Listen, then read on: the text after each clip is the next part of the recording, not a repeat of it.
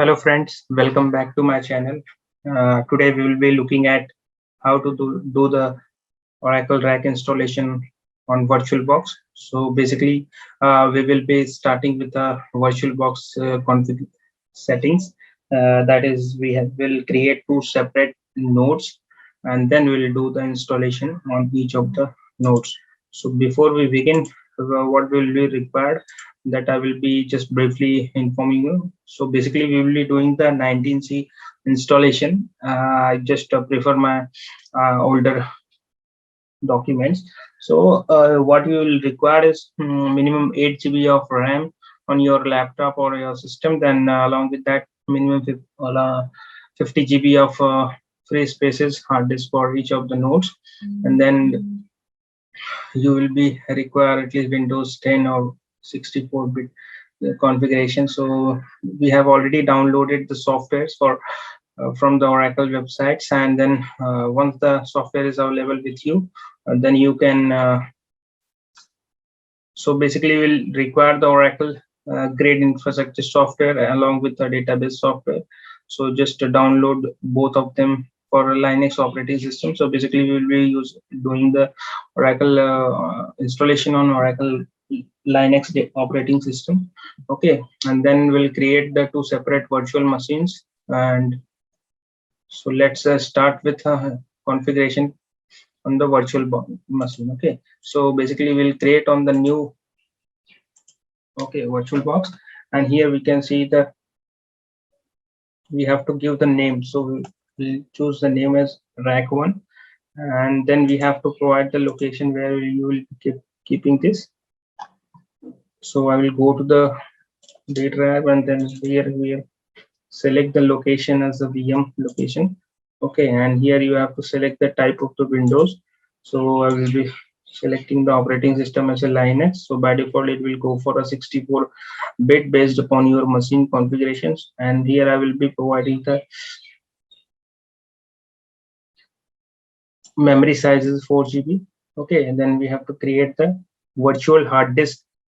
Now then you have to click on the create, and here we have to select the virtual hard disk, and either you can choose like hard disk, whether it is dynamically growing or fixed size. So I will be choosing a dynamically location, and here I will provide at least 60 GB because 19C software requires little more extra spaces. So I just choose a 60 GB. Okay, and then click on create. So basically it is allocated the space, and in the location you can check it has just allocated one of the virtual hard disk. Okay, and space is still not consumed, but future as it is growing, it will automatically consume those spaces. Okay, so what we have to do, certain changes in the base memory. We have already selected 4 GB, then accepted and created dynamically. So and then again we have given the 40 GB of space as 60 GB in our case.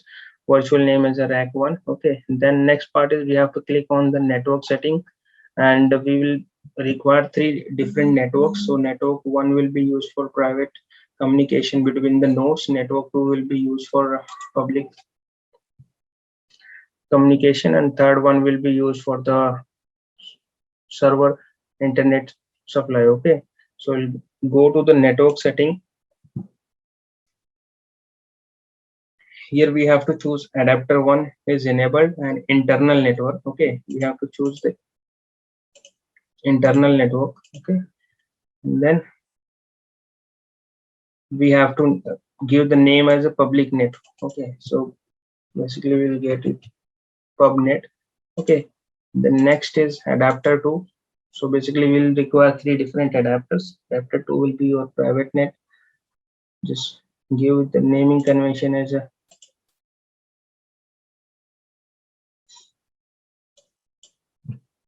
private net. Okay,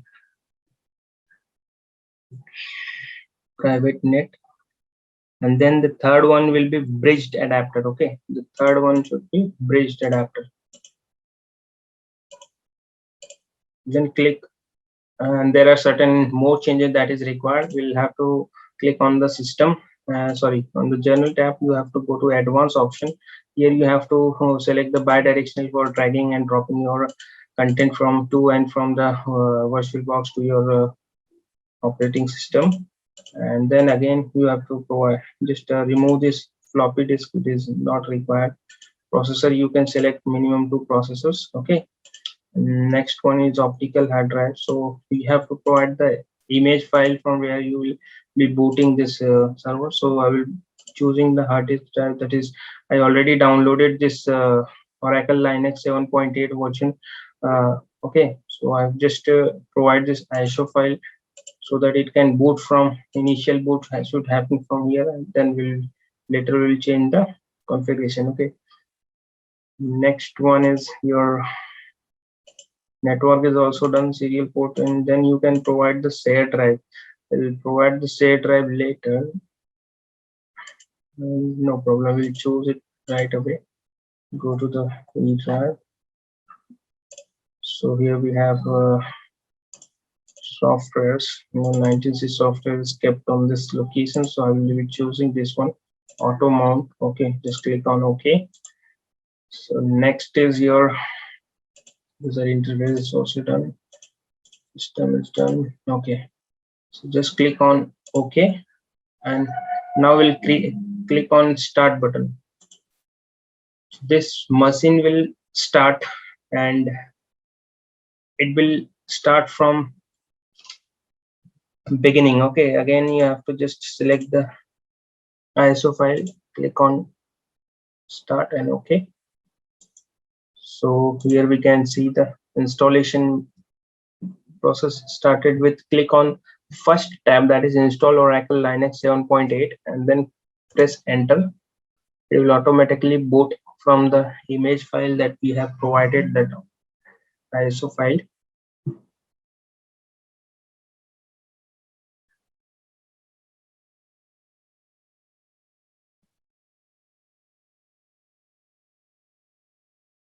So it is moving further.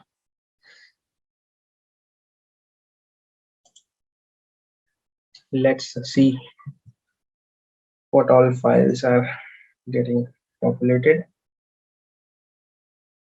So it has read all the ISO file. Now it is moving further.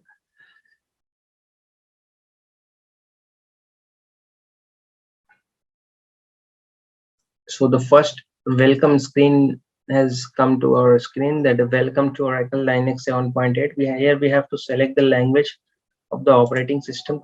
We'll click on the continue button by default. So basically there are multiple options are there. For the installation summary, we will have to choose one by one. Date and time, we have to select your current location. So we are in India, we'll select this location as India. Language we have already selected, keyboard is also selected. Installation source we have already provided. Next one is software selection, that is very important. So we'll be doing the server with GUI. So we'll either you can select these two mandatory that will be required during the time of compatibility, one of the, and development tools. So these two, and security tools. So these three are very important for your installation, but we'll suggest select all of them to avoid any last minute surprise. So we'll be selecting all the options. So basically it will install all the associated packages with during the initial installation. So remember, we are doing the 2-node RAC installation, and we are currently doing the operating system installation. And once this will be over, click on done. So we have selected the GUI based installation for Oracle Linux operating system. Next one is installation destination, where we will be keeping all these files. So basically this is a very important step. You have to create all the partitions over here. So just click on, then create add disk.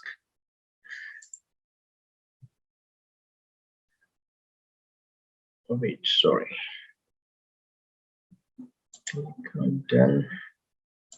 You just have to select it and then click on done, so it will be populate the. Here you can create a new mount point. So by clicking on plus button, you will be able to create different mount points. Your first mount point should be a boot mount point. Okay, so I'll provide 1 GB as a boot mount point space. Next, we'll have to create the slash mount point.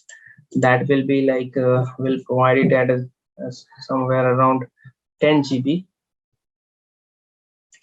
Click on add. Next will be defining swap space. It should be ideally it should be 1.5 times of your physical RAM, but we'll be keeping somewhere around 5 GB. Okay, just click on add mount point. Sorry, this I just missed something. I will have to delete it and add it once again. I'll click on swap and will provide the space as 5G.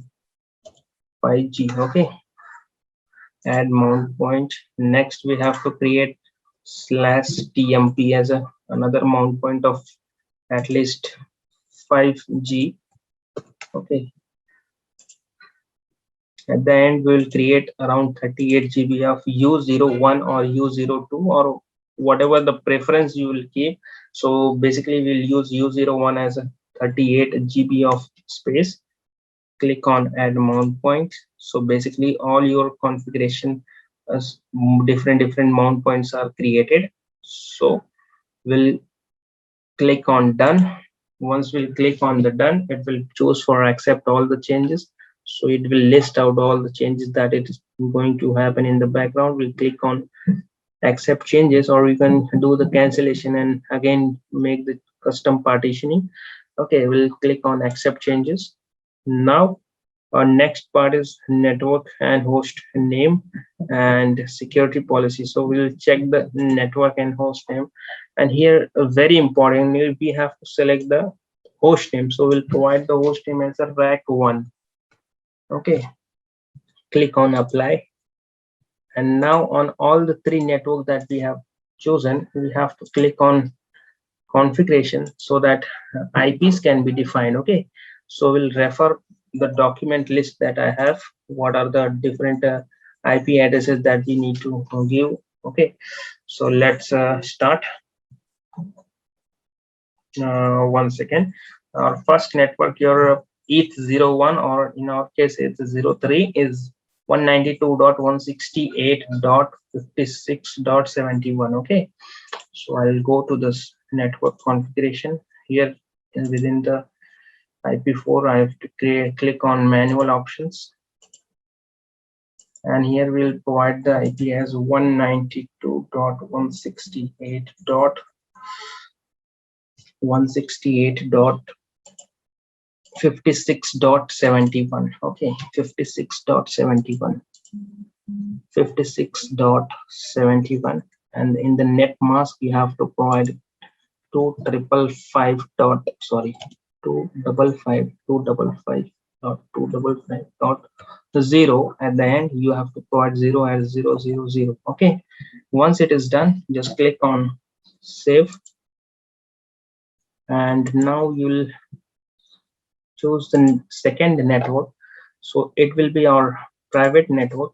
So we have to choose the configuration over here, and within the IP4 we'll check the manual entry, and now we'll look at the IPs that we are going to use for this one. 192.168.10.1. okay,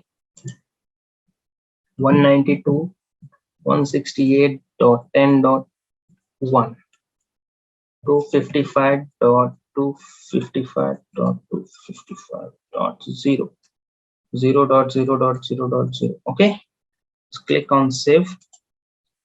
Now we are good to go ahead. Click, all settings should be on. Click on done. Next, security policy, change the content, done. Begin the installation. So here we have to select the root password. So I'm keeping very small password and additionally you can create the users. So we are not creating users. Let's see in the future if it is asking us to create, then we'll do it. Okay, and for a few minutes it will keep on running, and later once that will be done, then we will be good to go ahead. So basically now the actual installation of operating system software is going on. So it will take a little while, like 15 to 20 minutes. It depend upon your system's processing capacity. For time being, I will be waiting and I will be pausing this video. Once it is finished, then I will again reinitiate. Okay.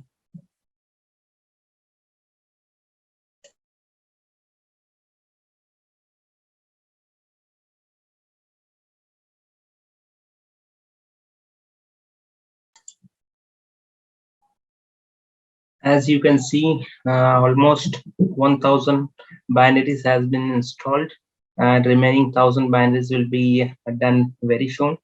Once it is done, it will go for the reboot. Once that is finished, then your installation will be almost over. We'll look at once it is finished. So just wait for some time. I'll be right back. Okay.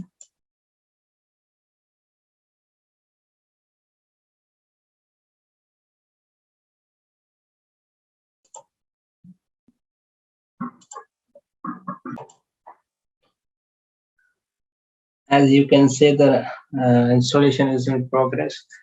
I will be requesting all my friends, whoever is watching this video, I will be requesting them to be subscribe my channel so that you will keep on getting all the updates in futures, uh, and keep watching our videos. There are multiple videos that will be coming very soon, and you will find lots of Oracle DBA as well as Linux related videos in my channel. So be sure to subscribe channel, keep watching, keep learning, keep sharing. Almost 1500 binaries has been installed so far.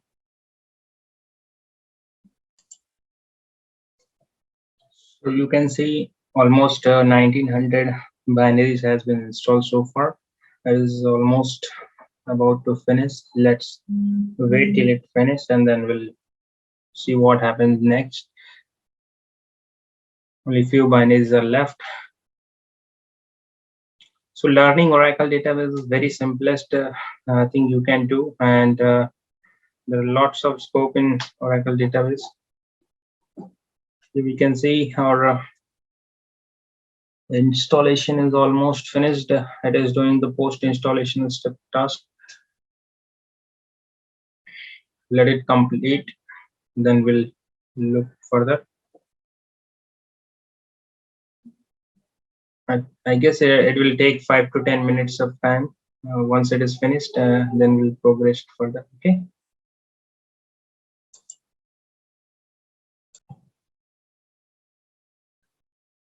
So basically, the post installation task is still not finished, but I would be a little bit discussing with you guys that this entire steps can be used for Oracle Linux installation on VirtualBox. So people who wanted to learn how to do the Linux installation on VirtualBox, they can also prefer these videos. So basically, very simple steps are there. So it will not take more than 30 minutes of time. Within 30 minutes, you can do the Linux operating system installation on VirtualBox. So with the very few clicks, you have to just scroll through the videos and you will be able to understand how to do the Linux operating system installation on VirtualBox machines. So that is what I wanted to inform everyone. So let the post installation task finish, then we'll look further.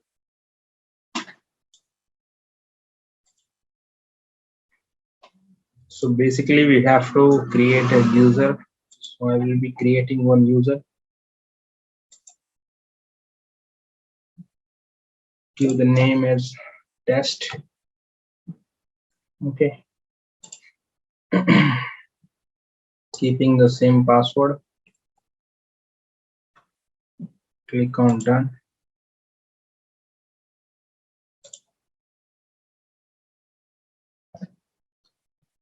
So basically this is our third tutorial in Oracle RAC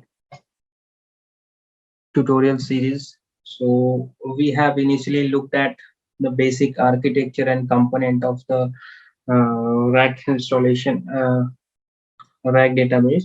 So we have learned what are the different component and what are the benefit of using Oracle RAC databases. So if you haven't watched our that video, then you can just go to my channel and look at the series. In that you can find those videos, and you can learn about what are the different components are available with Oracle RAC. Once you have learned that one, then we'll move to this video that we are preparing in this video. So basically you will be doing the Oracle, you are just preparing the operating system for RAC database software installation. So this is our next video that we have created for understanding of how to prepare your setup for RAC installation. And so the post installation task is almost finished. Once it is finished, it will ask for reboot. Once that reboot is completed, then this task will be over. Okay.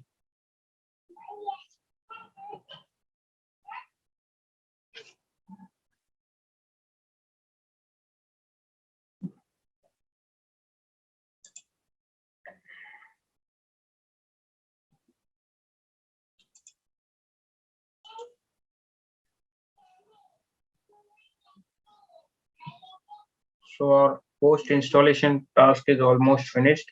Now it is generating the initialization manifest. So let's let it finish, and then we'll see the next reboot option over there.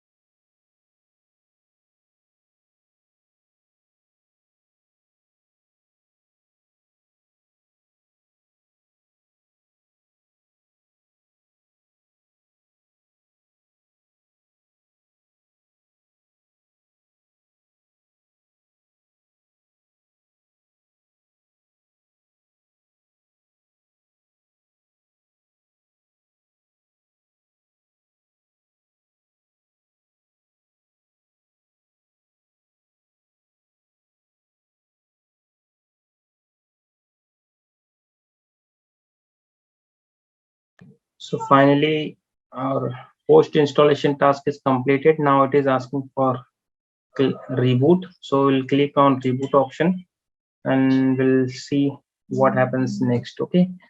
So it is terminated. Now it will be going for the reboot. So here finally our Oracle Linux has been installed successfully. So it will going for the process further.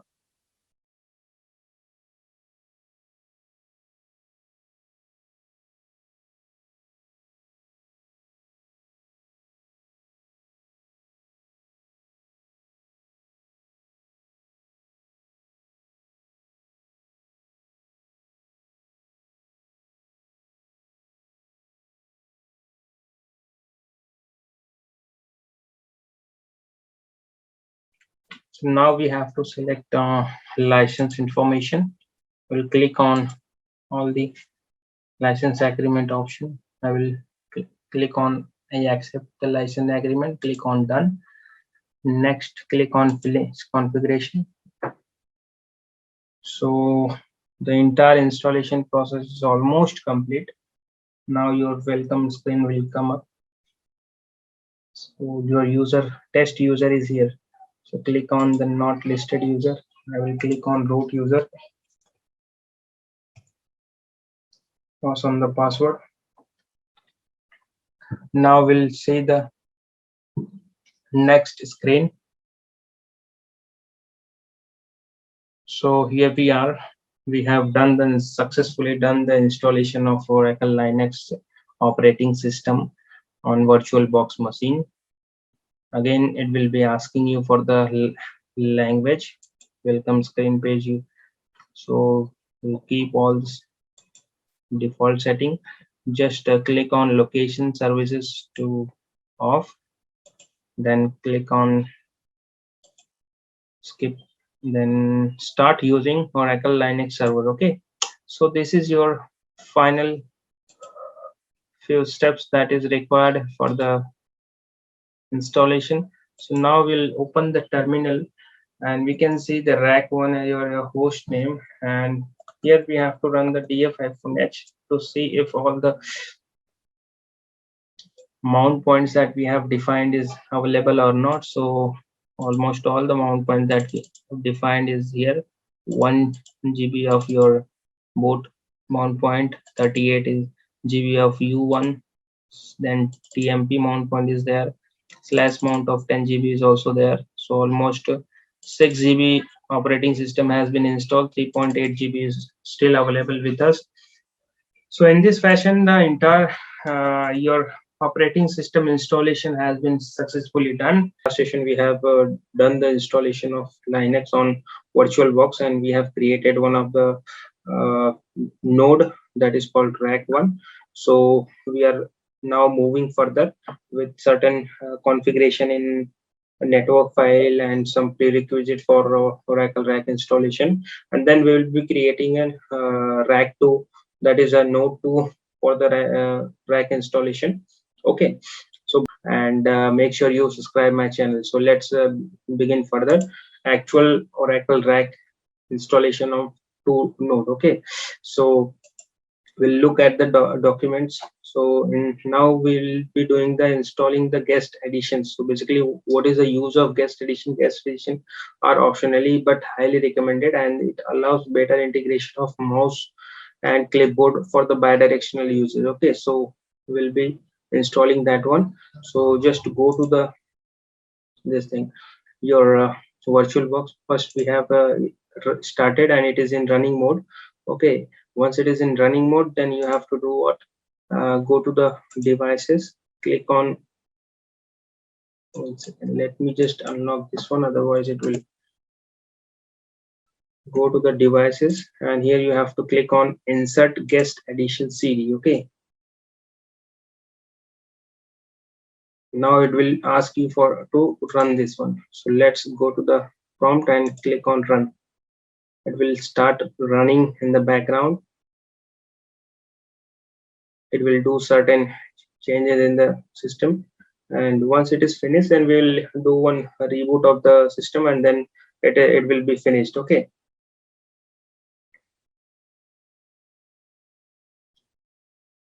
so it is building some modules for kernels, and so basically it is for the better interface of, because as you can see, this is a very small interface that we are getting. So once the guest addition will be done, then you can do the full screen of your entire VirtualBox nodes. Okay, so let it finish, then we'll move further.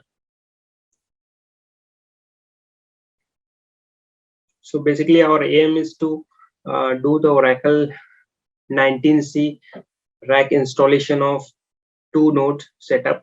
So basically we are in the process of prerequisites that will be like OS prerequisites. So we have installed Linux operating system 7.8 on VirtualBox, and so we have created one of the host, one of the node, and then later we will be doing the node 2 creation by using the cloning method.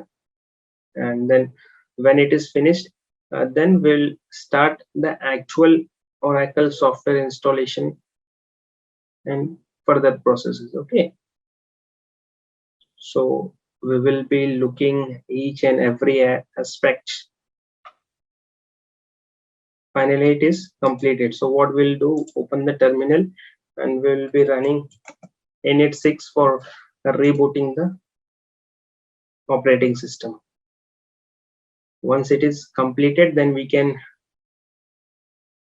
do the full screen of your system. So basically we are completed with this step, install the guest addition in node 1. Okay, so node 2, basically when we'll be doing the cloning, it will automatically reflected on the RAC 2 node. Okay, so don't worry about RAC 2. Now we'll do the install system Linux prerequisites for Oracle 19C installation. There is one package called Oracle Database pre-installed 19C x8664. Once you will install this package, automatically install all the related packages which is missing on the servers. Okay, so we'll do one by one, but before going further, I will show you something there. It will hardly take 1 or 2 minutes.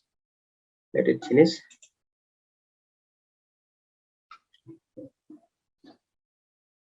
So it is, reboot is completed. Now we'll click on the root user.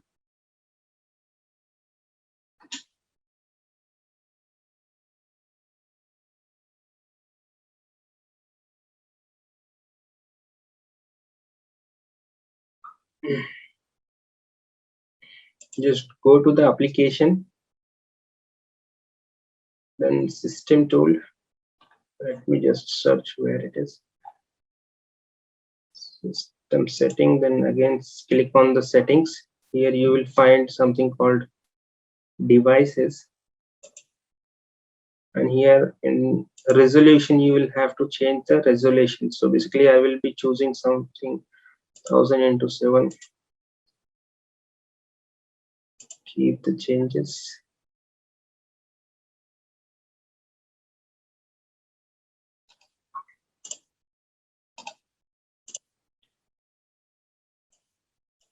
So guys, we have done the resolution, and now we can see a full screen window for RAC 1. Okay, so what we'll doing further is we have to run certain prerequisite commands and OS prerequisites. So before going further, we'll be just increasing the font for this terminal. Let me just increase the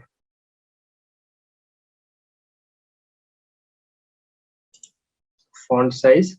So we'll increase the font to 14 at least. Okay, now we will selecting this one. Just close this one. Okay, now we'll cross verify the version. Okay, so we'll run this command called cat etc/red hat release. Okay, so we can see it is Red Hat Enterprise Linux Server 7.8. Okay, now we'll go back to our original document. Here we will be looking at what we have to do further. So here it is mentioned that install the system Linux prerequisites. So there is a command called yum update -voice. So basically it will update all the software, but we will not doing that one. We'll be installing only Oracle prerequisite. Okay, so you have to go to the terminal and paste the command. It will do the installation, and it is showing me some error. Just we have to pull that terminal first. L-9.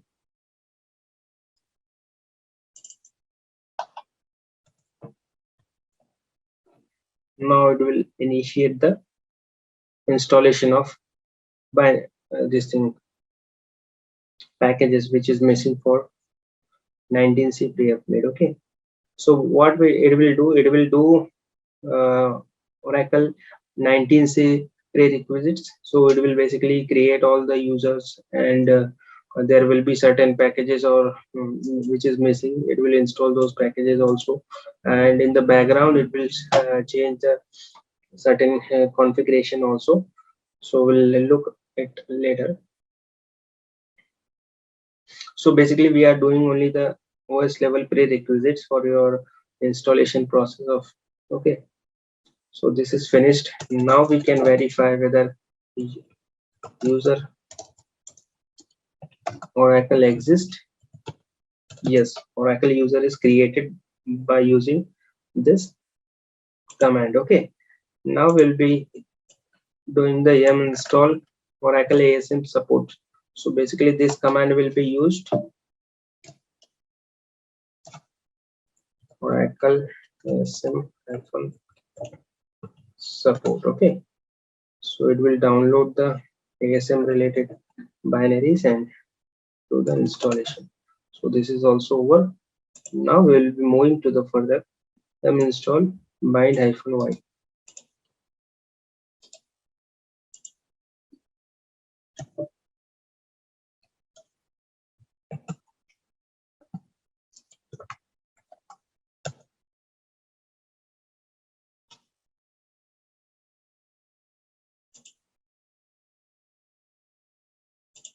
Now we'll run sysctl-p.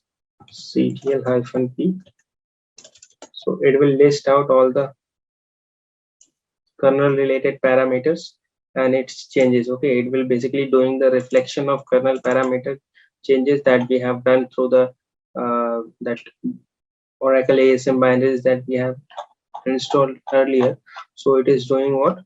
It is reflecting those kernel parameter changes. So we can see these parameters are set. So these are the prerequisite check for Oracle RAC installation software. Okay, so this is also done. So we have done the system Linux prerequisites. Now we'll be doing some OS level prerequisites. So basically we have to cat etc hosts file we will be checking. So there are only two entries, that is a default one. So we'll have to edit this file. Okay, go to the end of this files line and then we have to paste out. Basically this is not copying anything. Let me just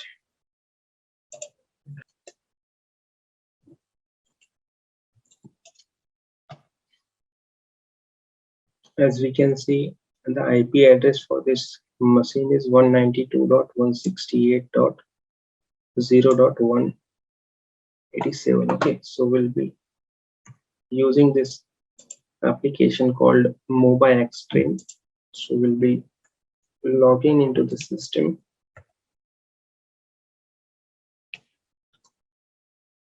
So from here we can provide the root password. Using the MobiX, we have basically login, and now what I will do is I will start doing the changes from here. Okay, so we'll be adding the so basically in this step what we are doing is we are doing the OS level prerequisites, which includes user creation, that is already done, and network and system level changes. So network level changes, what you have to do is under the file called etc_host, in this file we have to make these entries. So basically these entries are private IPs, public IP, virtual IP, and scan IP. So private IP basically used for intercommunication between the nodes. So your RAC1 and RAC2 nodes will be communicating through the private IPs. Then there will be a public IP address that will be used for RAC, or you can say node level communication. So whenever there is a local listener will be there. So if a user wants to only connect to the node 1, so what he will do, he will use the public IP addresses under the connect string, and using that IP address he can connect only to specific nodes. So that is a one case. Next one is a virtual IPs. Virtual IPs is basically used for failover cases. So suppose your one of the nodes is getting down, so automatically it will fail over to the other nodes. Next comes is scan IP. Scan IP basically used when for the something called application continuity purpose. So end user will will not be worried about connection string. So basically he will be given this RAC scan connect string as a connection string, so you don't have to worried about the what is the node he is getting into connected into.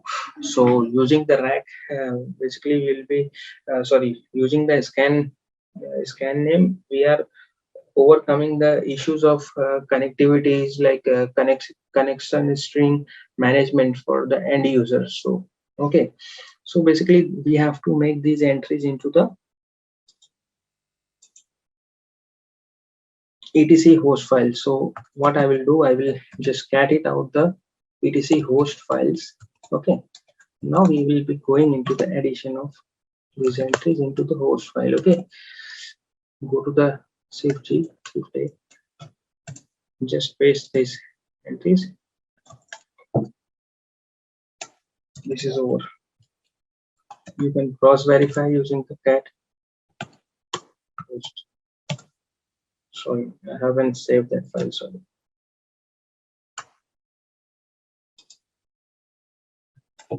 Using the WQ, you can save this one. And we just cross verify. So entries are there. Okay. Next, what we have to do is we have to create certain user groups. So basically, using that these commands, we will be creating those users. So one by one, I will be creating users. Okay. Next one is your group addition. Sys ops, sys DBA, ASM DBA. Okay, ASM admin. So this user will be created. Now what you have to do, you have to modify the users by passing these new groups.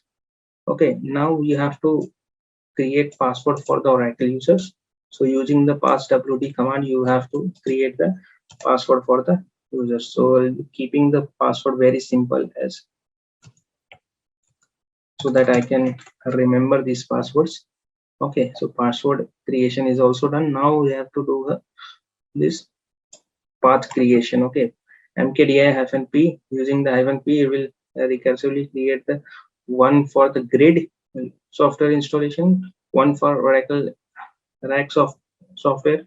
Then we'll modify the permission of these file directories. Okay, so I will just copy these commands and paste it out on this one. If you want, you can just list this path, whether it is these files are created or not. Okay, sorry, where is it? /u01. So these files are created, these directories are created. Now what I will do, I have to modify the bash profile. Okay, just go to this. So we have to log in through the Oracle user. Click on SU on Oracle, cat out the .bash profile. Sorry, just click on cat_bash_profile. So every user has its bash profile. We have to modify the bash profile by passing on certain entries. So I will copy the entire content from this location. I will not use the temp. Basically, temp automatically it will be provided to the users. vi.bash_profile. We go to the end of this file, and then again I will paste the entries. Now I will save this one. Under the same directory, you have to create two different files. One is called grid inv, second one is called db.env. Okay, so in the first entry, what we'll do is we'll be passing this one. One second, export the ASM SIDs, and subsequently I will pass the grid home path and everything. Okay, just save this file using the wq, and next we have to create the db.env. So basically we are doing the prerequisite, so you don't have to worry every time you have to load this environment variables. Okay, so we'll be keeping the Oracle SID as a RAC DB1 for node 1. We'll modify for node 2 also. Just go to the insert mode. Okay, so this is done. Next is we'll stop the firewall.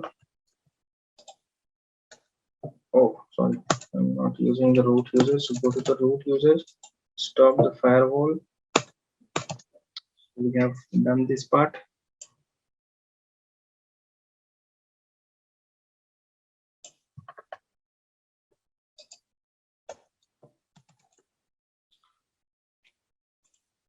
We have to do certain NTP configuration.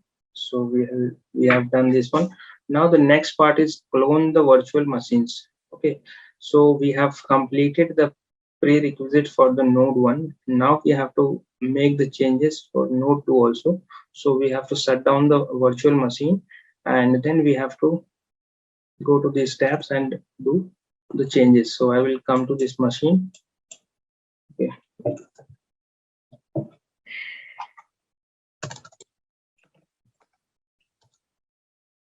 just stop this machine. This is done. Now I will go to the tab and check the instructions first. Shut down the VM, that is we have already done. Then in the VirtualBox manager window, start clone wizard and main menu machine clone. Okay, so we go to the machine. There is something called clone, right? This is what we have to choose. The main menu, go to the machine, then clone, type the RAC2. Clone, type the name as a RAC2. Okay, so we'll be using this path as okay. Next one is make sure reinitialize all the Macs.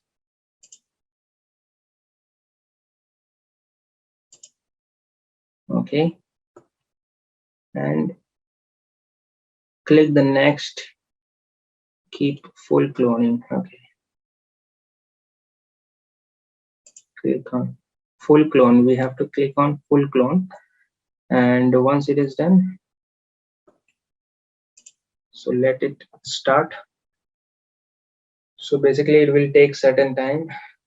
Let it finish, and meanwhile I will be taking pause here. Once it is finished, I will show what we have to do next. Okay,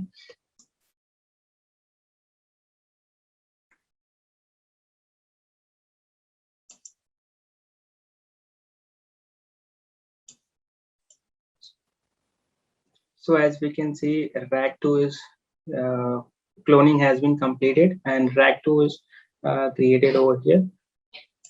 So first we'll verify all the parameters that is defined in this, as its name is RAC2, 64-bit and 4 GB of RAM has been allocated.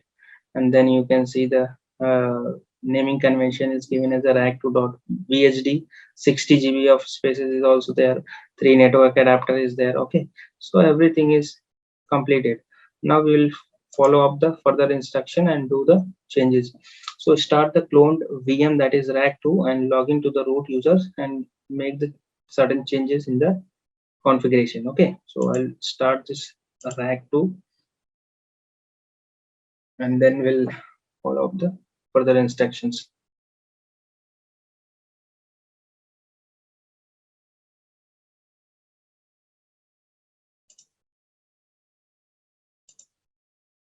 it is getting initiated.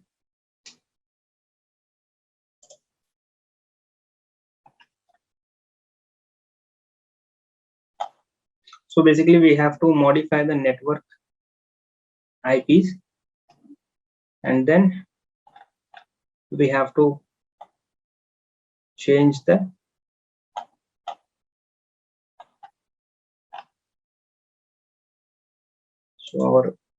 we have to log into the root user, click on our password we have to provide, and once it is done, log into the terminal.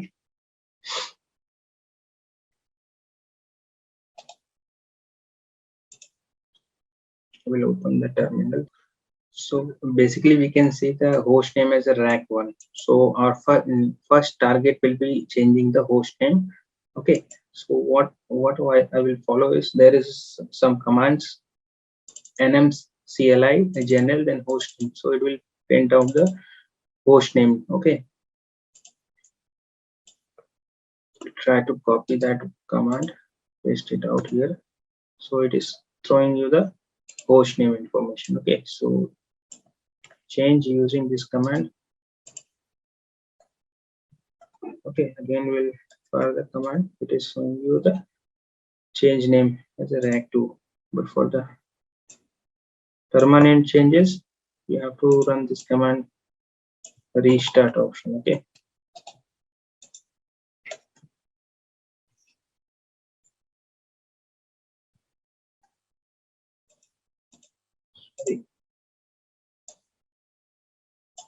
so this is also completed.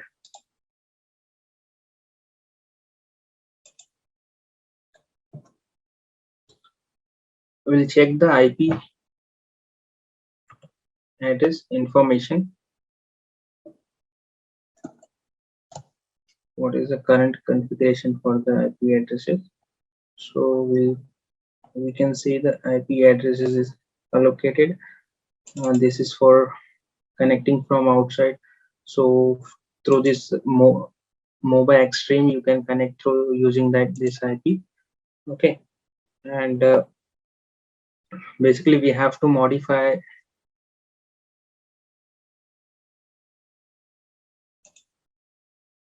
network configuration. So go to the wired setting. There is a small correction that we have to do because the IP addresses that we have given, that we need to modify. Okay, so we'll go to the network setting, click on IPv4. Here we have given IP address 192.168.10.1. So we have to modify this IP addresses to 10.2. Okay, so we'll modify this IP address 10.2. Then click on apply, click on start. Similarly, we have to modify this one also. Here we have to give it the IP address 72. Click on apply, just click on start. Okay, so these two IPs are reflecting now. Okay,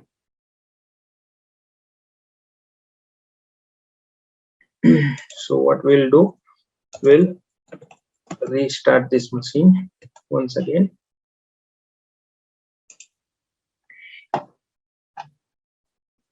So these changes are done. We'll restart, and again we'll start the node 1 also, and then try to ping both the nodes from each nodes and see if they are reachable or not. Okay, so at this junction we are ready with 2 separate nodes, and our next target will be creating the ASM disk. So that shared disk will be used for storage purpose. So we will have one node as a RAC1, other node will be RAC2. So they will be communicating to the storage, common storage that we will be creating now. in the next step. Okay, so basically we have started both the nodes. Okay, so one is rack 1 is running here and rack 2 is running here. So first of all, your network should be, all the network should be connected state. Okay, once it is connected state on both the nodes, now we will be checking the connectivity between the nodes. Okay, so whether these nodes are reachable or not. So first of all, just check the host names, then you have to just do the ping rack 1 from the rack 2. So rack 1 is pingable. From the self node, you can just cross check whether it is reachable. Yeah, it is reachable. Then you have to do rack 2 private IP, whether it is reachable. Yes, it is reachable. Again, you have to do the same thing on the other node also. So we are basically doing from the node 2. So all the packets are getting delivered. That means there is properly communication is happening between the nodes. Similarly, we will be checking from the node 1 also. Here we will just check the host name. What is the current host name? Yeah, it is. Then ping rack 1, rack 2. Yes, all the 64 bits are getting delivered. Then private IPs. Try to ping self private IP also. So at this junction, we are very good ready with both the nodes. Both the nodes are reachable. And our next target will be creating a shared storage. For that, we have to start this process, create a shared disk. But before doing that, we have to shut down both the virtual machines. Okay, so we'll shut down both the machines by running the init 0 command.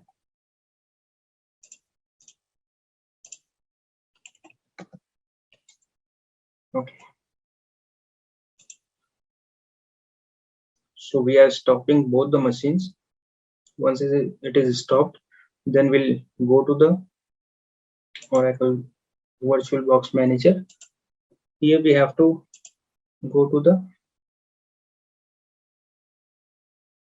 we need to create a new virtual disk and change its attribute to the shareable and add to the both the VMs. Okay, add hard disk. So we'll click on this one, click on setting, click on storage, click on controller.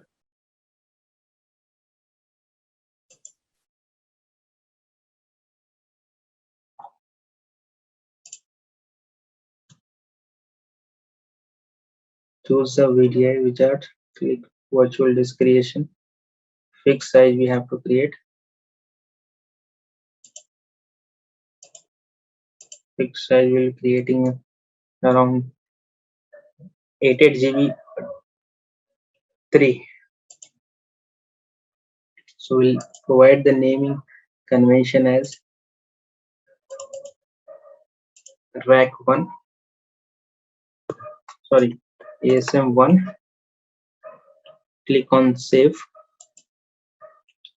provide the size as 10 GB. Click on create. It will take a little bit time. So similarly, we have to create 2 more disks. Okay, then we have to change the property to the shareable and attach to the node 2. So basically we are creating it from the node 1, so we have to attach it to the node 2 also. So let this one finish, then I will create 2 more disks and then we'll be doing the further process.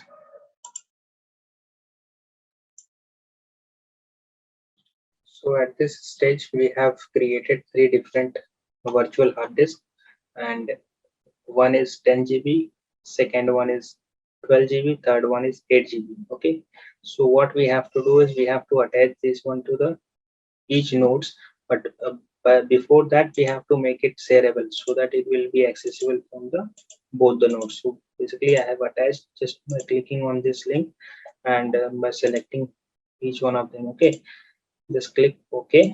Now we have to go to the virtual media manager. Here we have to change the property for these ASM disks from normal to the shareable.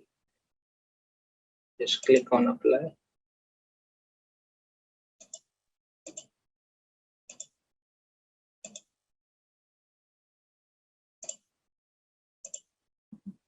Third one is also we have to do to shareable. Okay, click on close. So it is attached to the node 1 already attached. For node 2 we have to go to the setting. Under the setting you have to go to the storage option. Here you have to click on attach, and then by selecting each one of them one by one, you will be attaching on all the disks. Okay, just click OK. So both these three ASM disks are reflecting and it is shareable mode. Okay, here also it is shareable. That means it is accessing from both the nodes. Next thing we have to do is start either one of the machines and log in, and then we have to make certain changes in using the fdisk commands. So basically we will be formatting all the disks one by one. Then there will be a naming convention that we have to give to this disk. Okay, so just I'm taking 1 second. I will start it further. Just wait for a minute. So now we have started the node 1, and now we'll follow the instructions. So what it has mentioned, start either one of the machine, log into the root users, and then issue the following commands. So using this utility called MobiX. So using this MobiX stream, I will be logging to the node 1 to the root users. Okay, just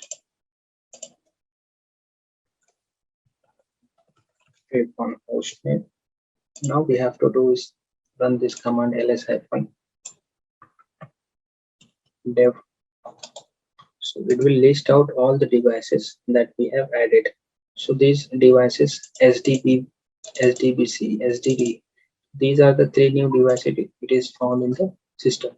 So what we have to do using the fdisk commands, we have to format this disks, and using the following options we have to click on the further instructions. So basically we'll click on NP1, and for new, P for primary. Then we have to click on 1,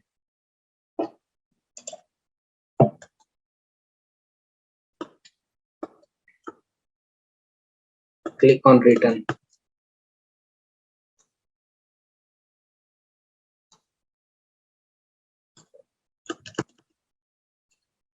So at the end you have to type W for writing the changes. Okay, again now you can see that this device is renamed as SDB1. That means it is formatted. So next we have to do the same thing for SDBC. Now click on new, click on P, click on 1, enter W. So this is also written SDC1. Okay, next you have to do for SDD. So click on new, then P for primarily, then 1, enter W. So all these changes are done. These devices are just formatted and these can be accessible. Now next target will be configuring the Oracle ASM on both the nodes as a root users. So first of all we have to run this command Oracle ASM config -i. So it will be asking me the owner for the drive interface, default user to on the driver interface. So it will be grid, and group will be O installed.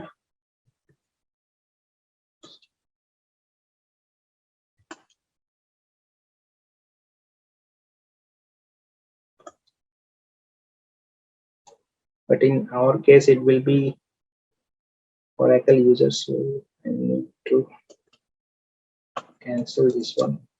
See again. So Oracle will be your primary users. Group will be installed. Start Oracle ASM library driver on boot. Yes.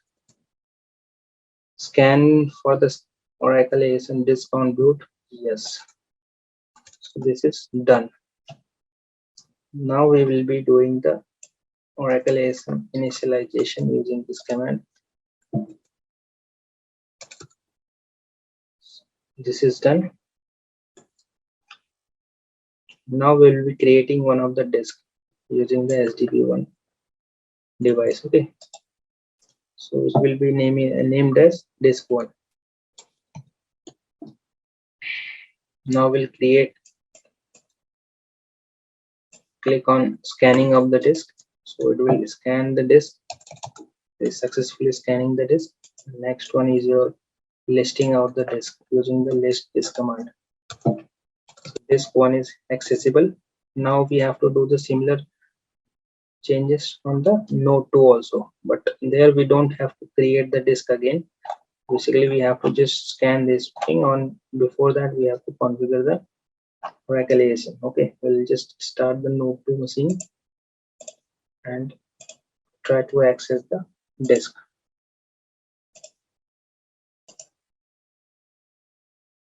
So basically we have started the node 2 also. So using the MobileX we will be accessing this server, logging to the root user. Okay, and just check the host name again. Host name. In this case we have to just run the initial Oracle configuration command, Oracle ASM config -i. So who will be the primary owner? Oracle user. Who install will be the group name. Then on the boot it will be reading. Yes, this is done. Next one is you have to initialize this.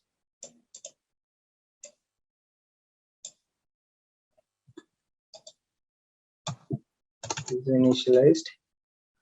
Now what you have to do is just scan the disk and then list the disk. We don't have to recreate the disk. Okay, so this is done. Now you have to list out the disk which is there.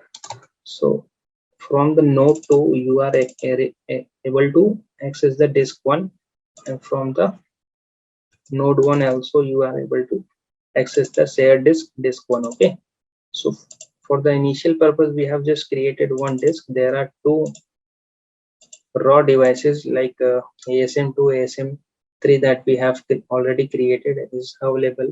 Using the ASMCA utility will be later using those disk also for further disk creation. Okay, so for initial purpose we have just created a disk 1 which is accessible from both the nodes. Okay, so we are done with the prerequisites. Now we will be initiating with the Oracle RAC installation. So we have already downloaded the great software and kept it on the local system, and we have shared those with the nodes. So let me just check whether the shared drive is available or not. We'll log into the RAC one. There is option called shared folder setting. Okay, so inside that you have to provide the software. So I just provided the software location there. So I guess this is accessible. Let me just recheck. df-h. If you run, then it is there. Media software is there. Okay, paste it out. Sorry, first you have to copy and then paste. List out this software. So basically this is Linux 19C grid and DV home. Okay, this software is available. So what we'll do, we'll copy one by one. Okay, so initial I will be just copying the grid software and the location. u01 slash software. Sorry, software is not there, so I will just copy it to the slash u01 mount point. Okay, later we'll modify the permissions and everything. So it is getting copied. Meanwhile, we let the copy finish, then we'll discuss further. So guys, this software is copied to u01 mount point. So what I will do, I will create one directory called software mkdir software.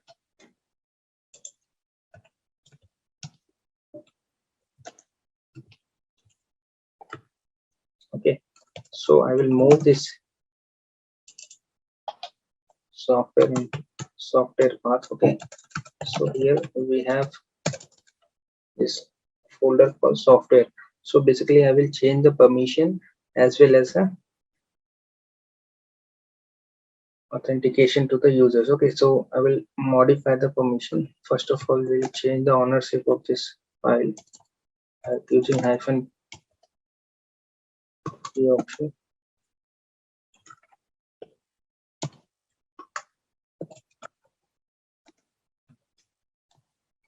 Okay, then again we'll modify the permission to 775 for software. Okay, so small page there.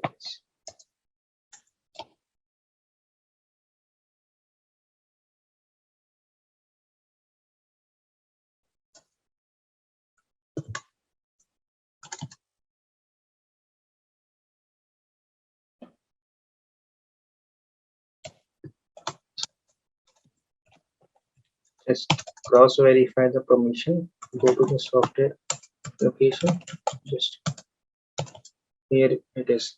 So basically your software is ready for the installation. Okay, you have just copied the software to the your software directories, and now what we will do, we'll follow the further instructions.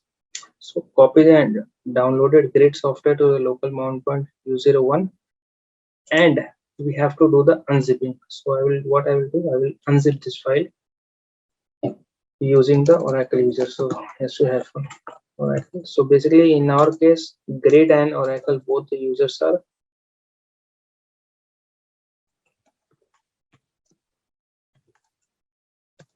so here at this point the software is ready. We'll go to the u01 location under the software directory.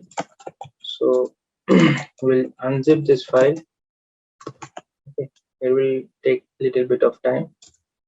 Once it is finished, then we'll initiate the further process of doing the installation. There are 2 or 3 prerequisites still left. Basically, one is SSH passwordless configuration for the node interconnectivity without password. That is called passwordless SSH configuration. We'll do that one, and then we'll move further with the installation process. Okay, we have to run the cluster verification utility. So that is another step before final installation process. So basically 2 steps are left. Let the unzipping finished, and then we'll move further. Okay, there is small correction that we need to do. I just forgotten that part, so I just remember it now.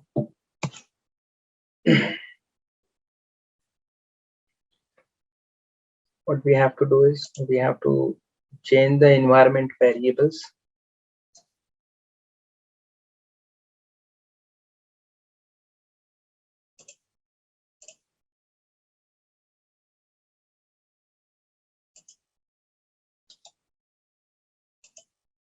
Log into the terminal.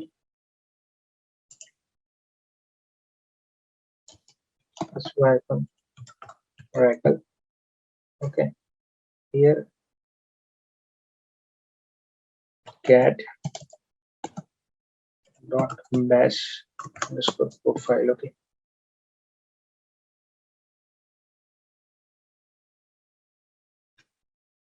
so basically we have to just modify this bash profile.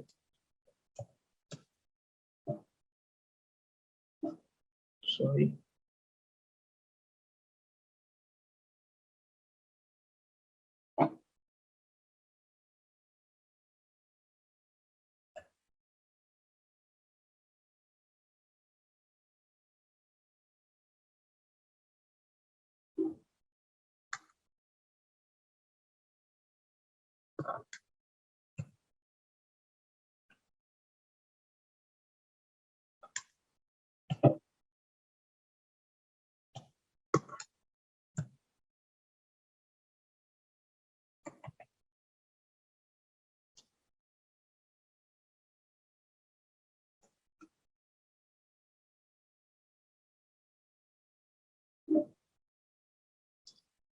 So here you have to just change the Oracle SID to RAC DB2. Oh, sorry.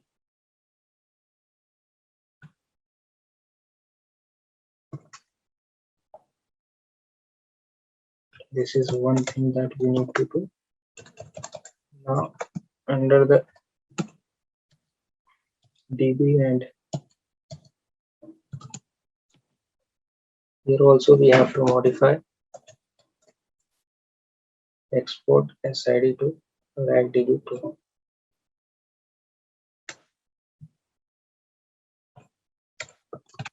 This is one thing. Another one is grade INV.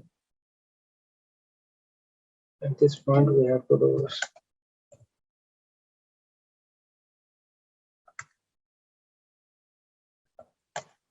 Since it will be node 2, so basically we have to modify these parameters. Okay, so this is done.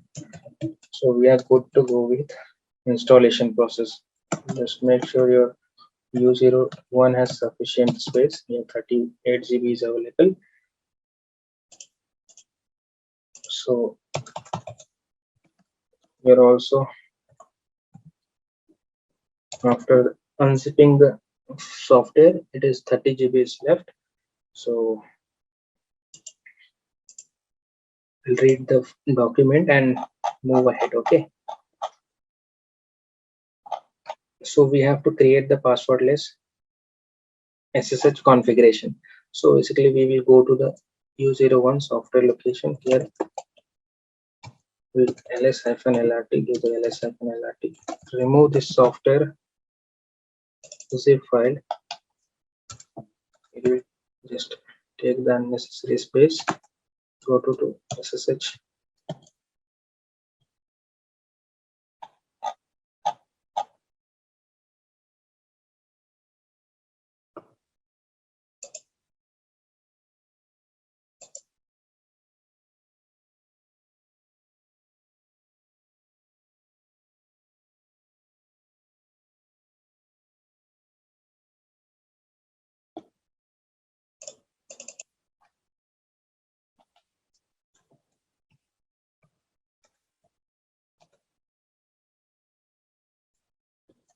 SSH user setup is there under the deinstall location. Okay, so we came to this location. Now we have to do is run this command called user SSH with no advance.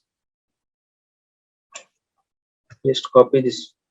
So SSH user setup.sh file is there using the option -user grade host name, then no prompt password phrase, then confirm, then advanced. So we'll copy it because your username is not grid. We are using only Oracle for both the purposes. So basically I will modify this thing. Okay, so using this option,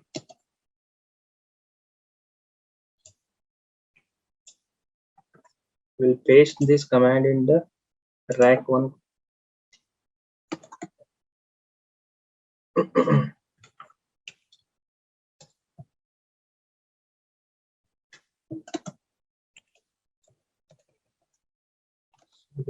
U01 software deinstall.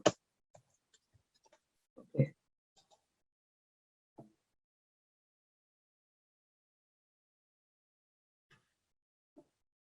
sorry, there is some problem that we need to modify because of this network is not auto connect mode. Because of that, it is not able to reach. So we just started this networks. Later in future, we'll be modifying it to permanently auto connect, so this problem will not reoccur. Okay, so at this point, what we have to do is do the passwordless connectivity. So /ssh user setup.sh file is there. So using -user option, username, then host name is rack1 rack2, no prompt password phrase, confirm advanced option. Okay, so it is just checking the node reachability. Once it is done, then it will ask for the passwords. So we have to provide Oracle password for rack1. So I will provide the password for rack1. Now it is asking me password for Oracle user on rack2. So I provided password. Again, it is asking for the password in reverse option. Okay. So it is creating the and updating all the required files. So now we'll check whether it is reaching to the node 2 or not. So you are able to connect to the node 1. Okay, now what I will do, I will reconnect to the node 1. So both the direction it is getting connected. Okay, that means you have just successfully created a passwordless configuration. So at this stage, we are ready with this setup passwordless Ssh configuration. There is another method of doing the same thing using the mkdir option and chmod option. So we will use the utility which is provided by the Oracle, that is called ssh user setup.sh. So using that, we have to just pass on the username and then it will automatically create the user. So if you have two different users like grid and Oracle, for both the users you have to do the same thing. But in our case, we are using only a single user Oracle for both grid as well as RDBMS purpose. So we'll be using Oracle option. Okay, next one, this is already done, so we don't have to recheck this again. Next one is cluster verification utility. So basically, this is a pre-installation. We have to cross verify if every parameters and every thing is properly done or not. So this is called the pre-check before starting the actual installation. So at this stage, we have running the run cluffy.sh stage -pre crs inst. That means you are doing the CRS installation on -n rack1 rack2 -verbose. So it will cross check on both the nodes. Okay, so let's run this command and see what is the outcome. So you have to run this through the grid infrastructure software folder following this. So first of all, we have to check whether it is available in the software directory. It is there.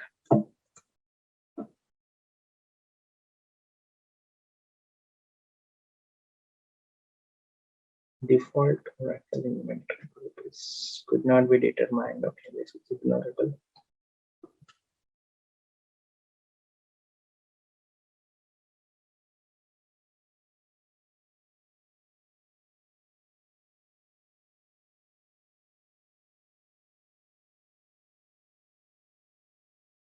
Just wait for a second. It will go for further checks.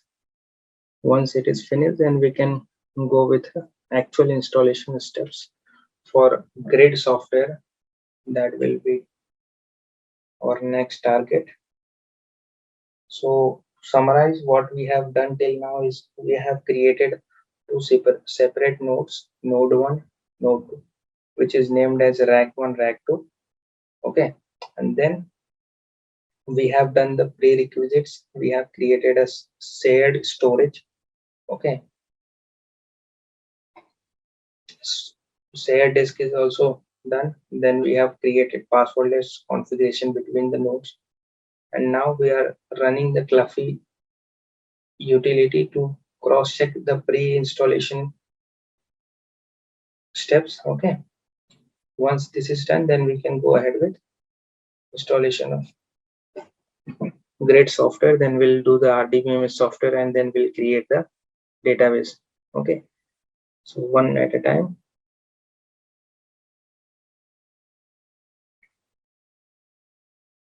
So basically this is doing some pre-checks like node reachability, whether the users are available or not. So all these information are getting checked. So first of all, we'll verify from the top to end what are these values,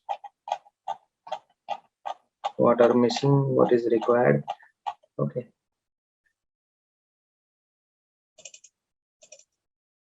so available memory is little adequate, that we can ignore, nothing to worry.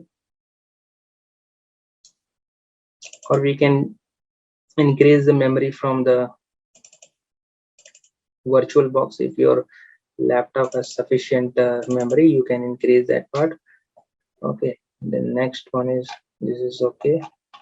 Most of these parameters, like parameters as system values, these values kernel parameters, and most of the packages are all already in place, so these stages are passed. Okay, TCP, these are okay. So there is one package called Fluffy CV disk, so we'll try to install this one, both the nodes. So basically we are not using the DNS, so because of that it is getting failed. IPv4 okay, let me check.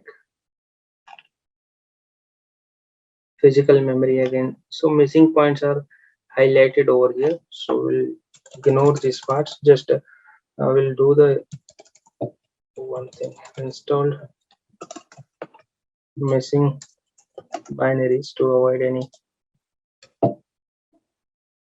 no such packages. Okay,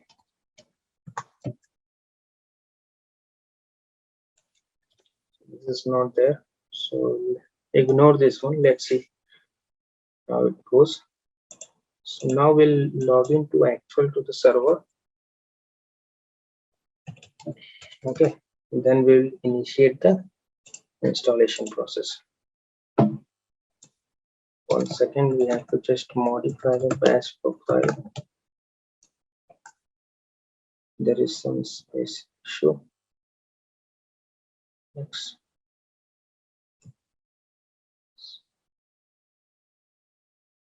User.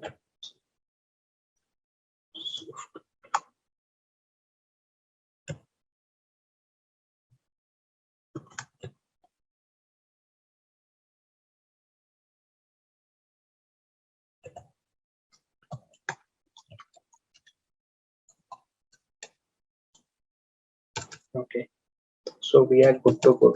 Okay, clear the screen. Now we'll see what we have to do is next. So basically we have to run su-xhost. Okay,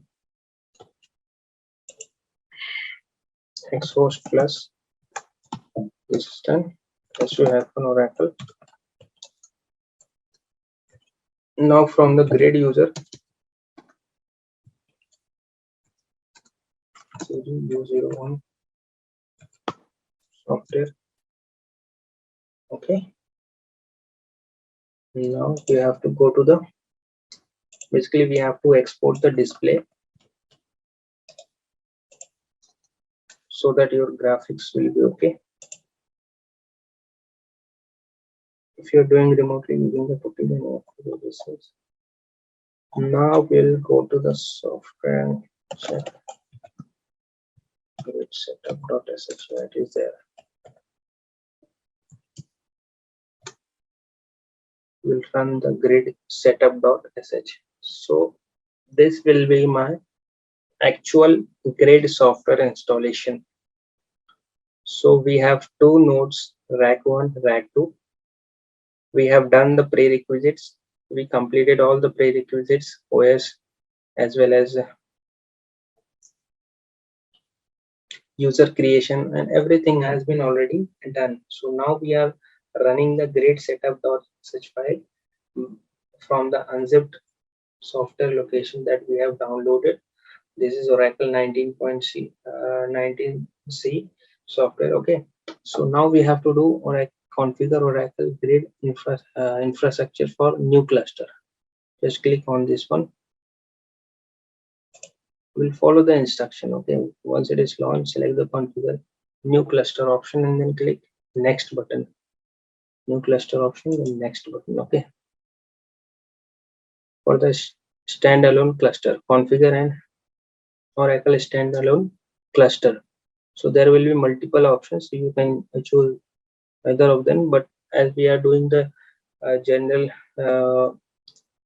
purpose installation, so we'll be choosing the configure an Oracle standalone cluster. Okay, click next.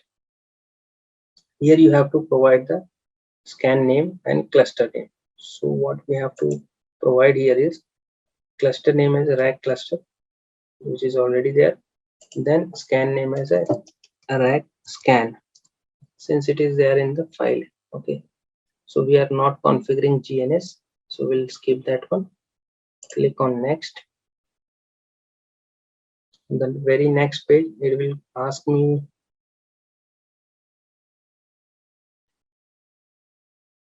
so here we have to add the node 2 information as well. So it will be your public host name will be rack 2 dot local domain,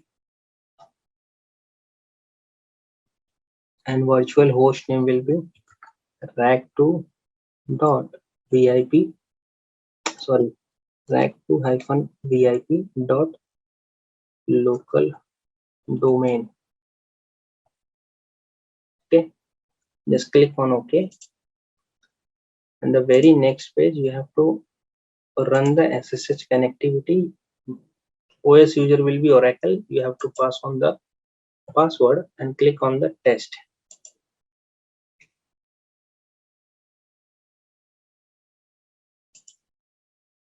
Sorry.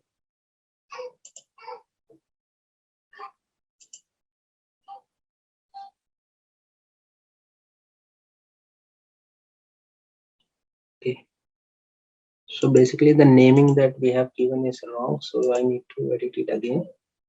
Local domain before .com. Okay, now we have to just click on test.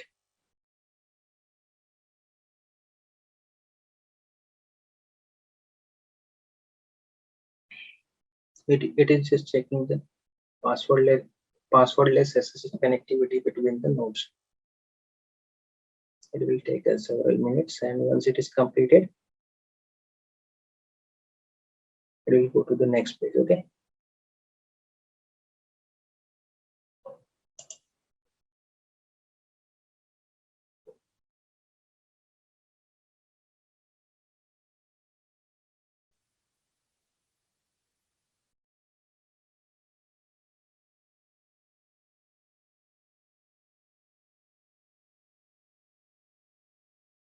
so this is successfully completed. Click OK, click on next option.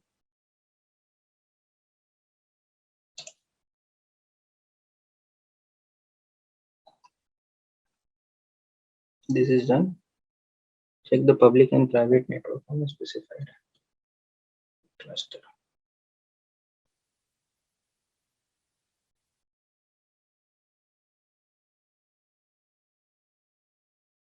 So here it is already selected public and private IPs. So we'll just click on the next, and these two will be not in used. Okay. Using the Oracle Flex ASM for the storage.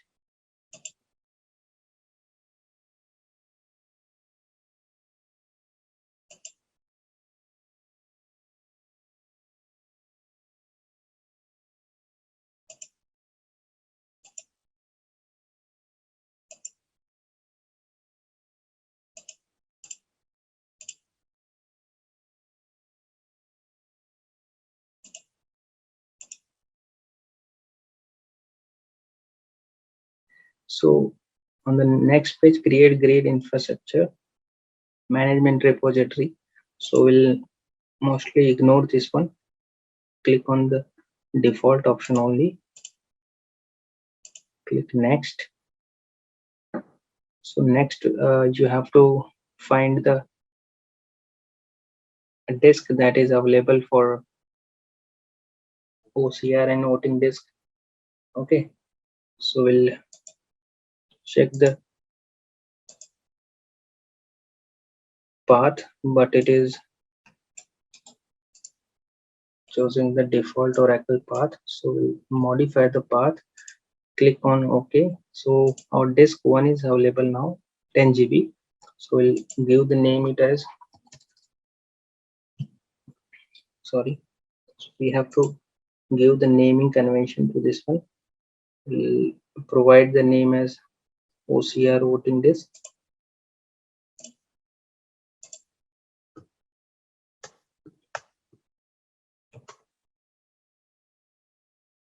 Use redundancy as external. Then click on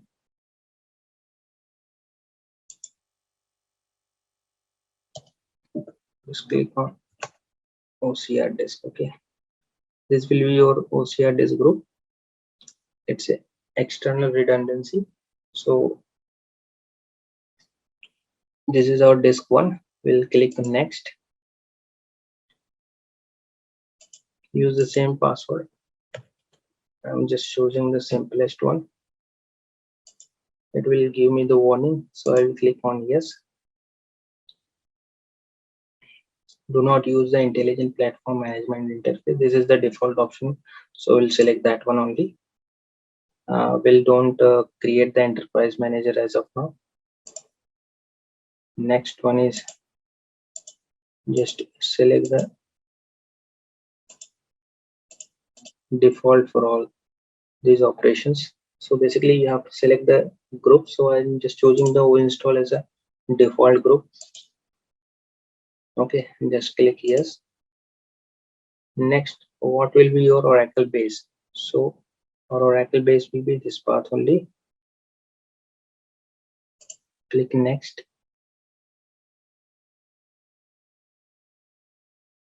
So it is reading from the environment variable that we have given.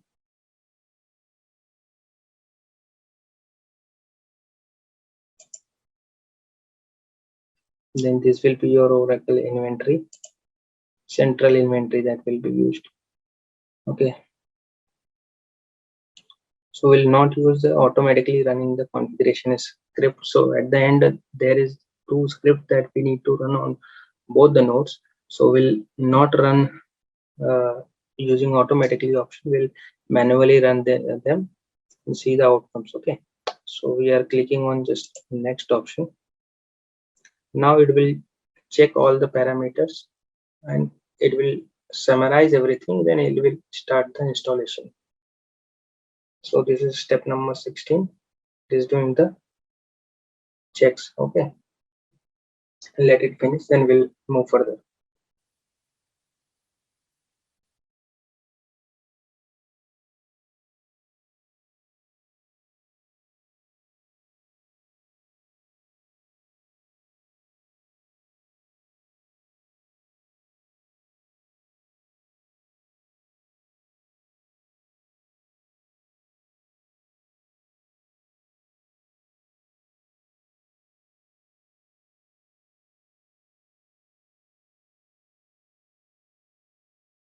So at this stage all the pre-checks are done, so most of them we can ignore.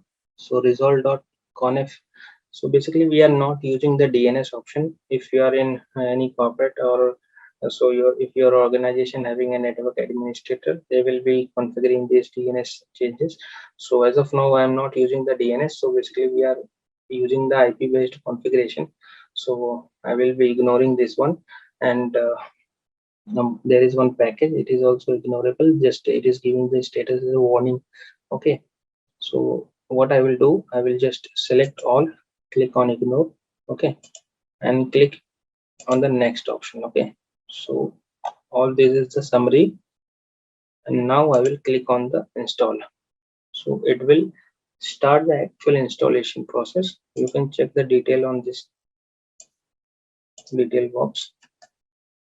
So there will be multiple stages. So basically it is preparing, copying, and then it will do the same thing on the remote location also. So there are multiple stages are there. So on the first it will create on the local node, then later it will copy files on the remote host, and then the configuring the remote nodes also. So in our case we have only two nodes, so the configuration will be done only two nodes. So let it finish, then we'll discuss further. Okay.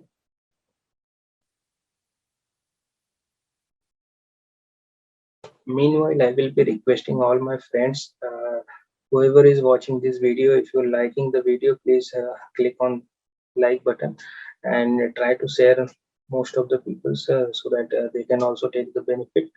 If you are having any doubts, you can click. You can ping me on the comment box. So I will definitely try to help you out. I will provide my email also. You can reach me on email also. So if you are new to my channel, just be sure to subscribe my channel so that you can keep on getting all the updates, and hope you are enjoying my videos. I'm trying my best to deliver these sessions so that everyone can take the benefit. I guess this is a 19C version that is most demanded current scenario. So I'm trying to help you out, you guys. So we are basically doing the 19C installation on Oracle Linux 7.8 version. So this is a great software installation that is going on. Once this is over, then we'll do the RDBMS installation, and then we'll create the database, and then we'll do the administrator part one. Okay. So basically we have at the beginning of this course, I have just walk you through the basic architecture of Oracle RAC, and then we have gone through uh, Oracle Linux software installation on virtual machine. Then we have created a node cloning, and then later now we have completed the pre-checks for the RAC installation. Now at this stage we are actually installing the great software. Once it is done, then we'll go with the RDBMS software installation, and then further we'll create the database and those things. Okay. So I hope you are enjoying this video.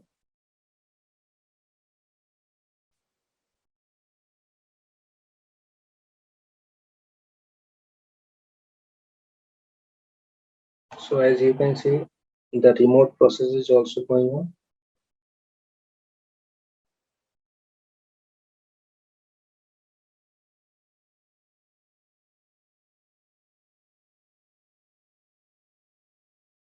So guys, at this stage, it is asking me to run the two scripts on both the nodes. So basically we'll be running this first script on rack 1, then rack 2, then we'll run this root script on rack 1 and rack 2.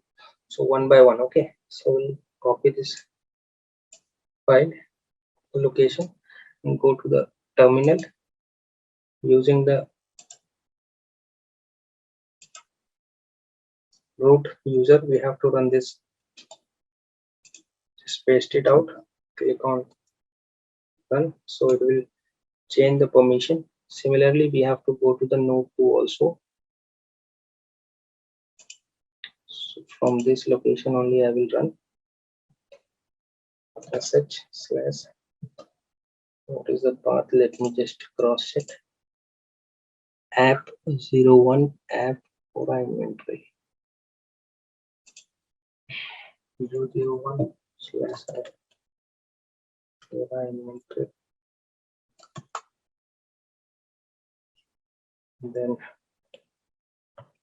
host root.sh. Okay, this is just, let me re-verify the name. Yeah, it is the same name.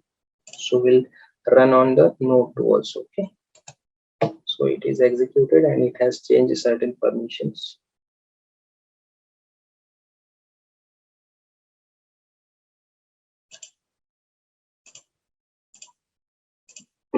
Now U01 software, this path we have to copy. Node 1 first we have to run.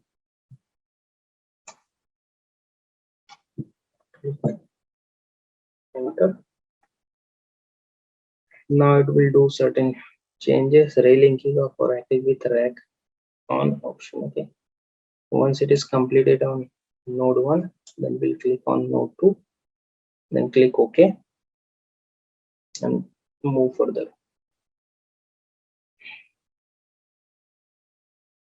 So basically it is creating Aura type entry and using the configuration param file, it is doing certain changes.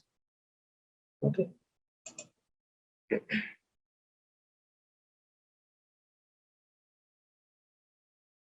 Let it finish, then we'll discuss further.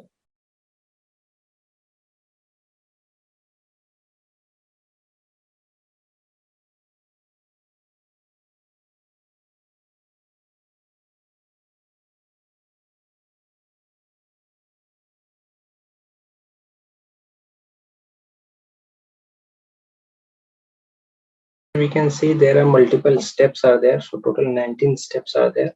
It is going through each of the steps. Okay, step 1, step 2, step 3, and it will complete after 19 steps. Okay, so once these 19 steps are completed on node 1, then we will run this script on node 2 also. Okay, then installation move further.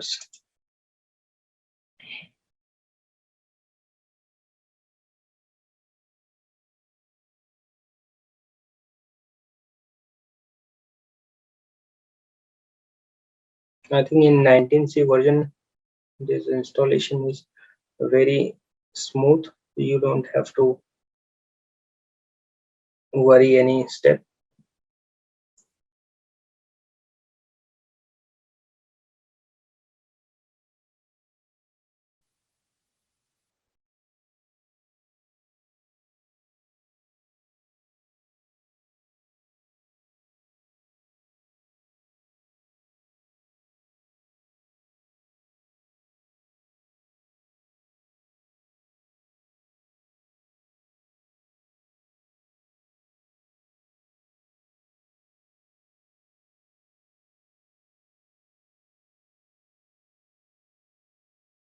So now we have reached till step number 13.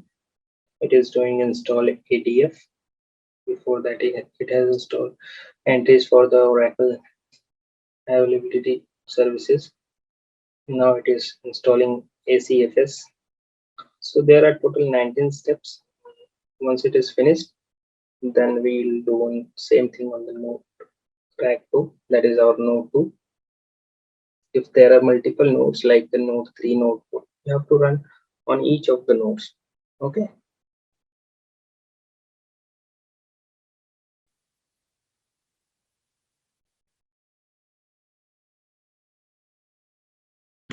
In the description link, I will be providing you all the details, like from where you have to download these softwares and what are the other content that you need to refer, what was the previous video that was there.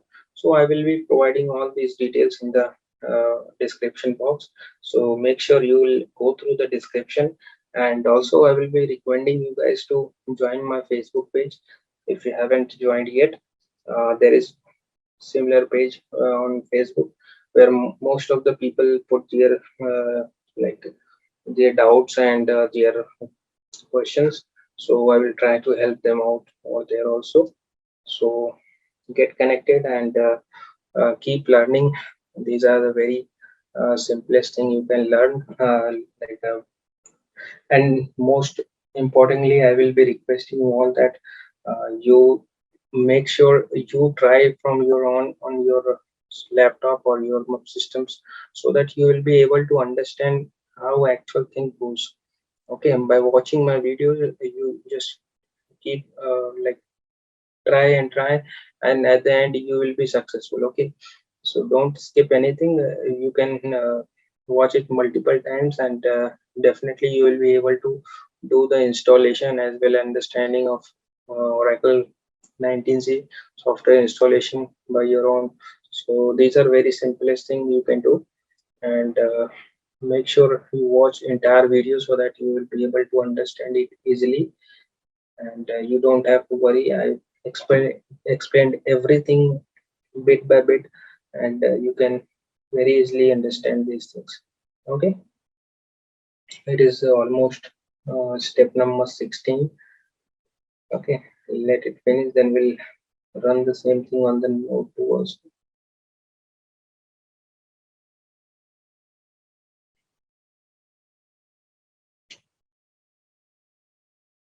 It will take little bit more time. Let it finish.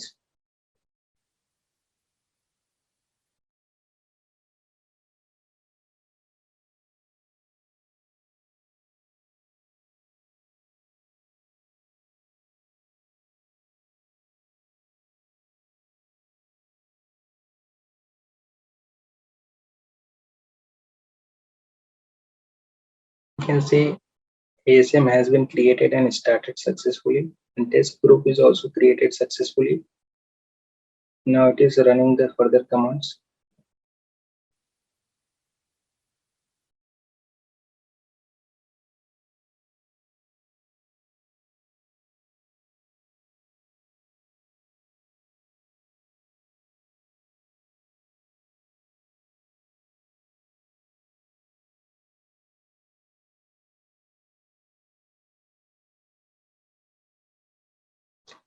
Meanwhile, you can cross check the whether the instance is up or not. Let me check whether this ASM instance is up or not. PS-EF grep pmon. So you can see your ASM instance is up. Okay. Similarly, you can check the grid binaries whether all the CRS processes are started or not. Sorry, grep.d.d.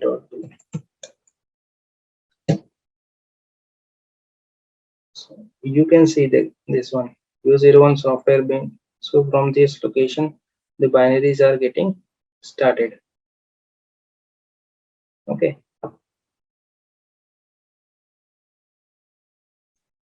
Go to the prompt, this location.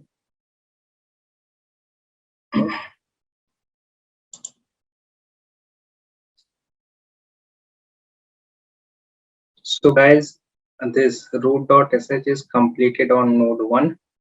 Okay, this succeeded by completing the total 19 steps that we had. Okay, and now we need to run the same thing on the node 2. So I just came to this location on the RAC 2, that is node 2 for us, and from the root user we have to run this script. So it will again change the permission for this thing, and it will start a process on the node 2 also. Okay, let it finish, then we'll see how it goes. So most likely after finishing the same thing on the node 2, the installation process will be over, and our grid infrastructure installation will be completed. So after completion of this, click on OK, and wait a second. Once it is completed on the node 2, this is script execution. Once it is finished, we'll click on OK. So most of these steps will be completed, and it will be executed as 100% successful. Then we'll click on close. So this will be your grid installation process. So this is how you can do the grid installation by your own and create 2-node RAC grid infrastructure. Okay, so this is our grid software that will be installed. After that, we will be doing the Rdp software installation, and then at the end we will be doing the database creation. So one at a time. Let the root.sh finished on RAC 2. RAC 1 it is already finished. Okay, so these steps are getting executed, step 1, step 2, step 3, like that. So most of the steps are very faster, except for step 18, 17. Those steps takes little bit time because of ASM instance creation and some of the service startup process goes through those steps. Okay, so till now total 12 steps are already completed. Let this process finish, then we'll move further. Okay,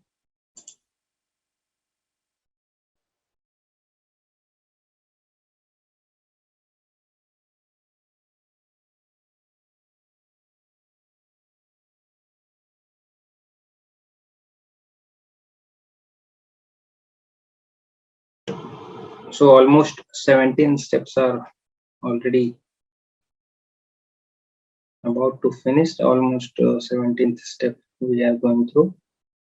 So hardly it will take like 5 to 10 minutes. Once it is finished,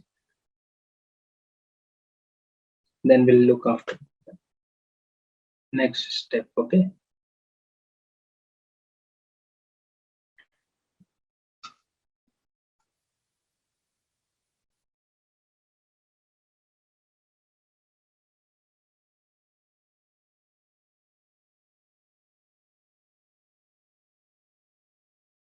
the installation process is little lengthier. It takes a bit of time. So this one-time process, you need to be little more patient, and it is actually a good learning scope. I will recommend everyone to do the installation by their own on their laptops.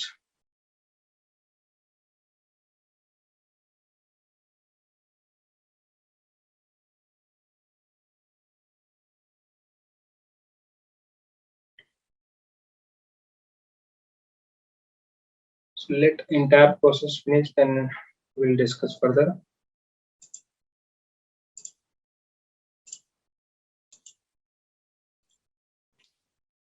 So our total 19 steps is also completed on node 2 also. This succeeded. Okay, we can check whether the ASM instance is up and running or not.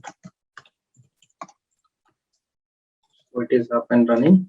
Okay, so now we'll go to the installation prompt, and this is our step 2 is complete. This entire step is completed. Just click on OK.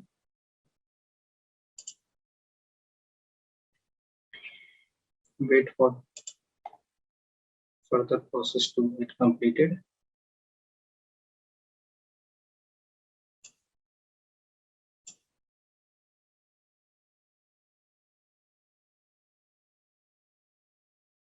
It is updating the inventory. Now this process should not take much time. It is doing the further configuration steps.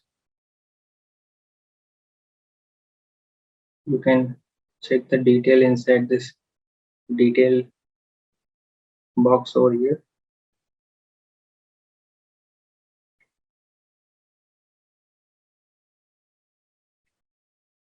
So most of these steps are getting succeeded.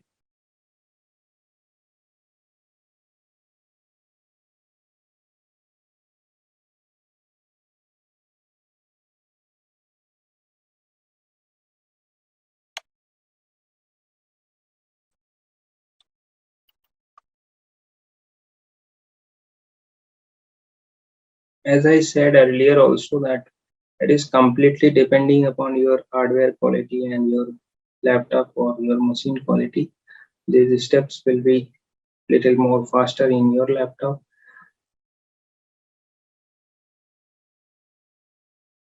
It will completely depend upon your laptop or your machine quality. Okay,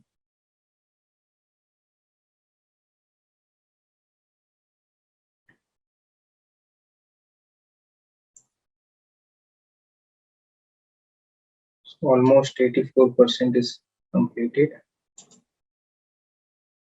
Let the entire process finish, then we'll check the RAC configuration detail.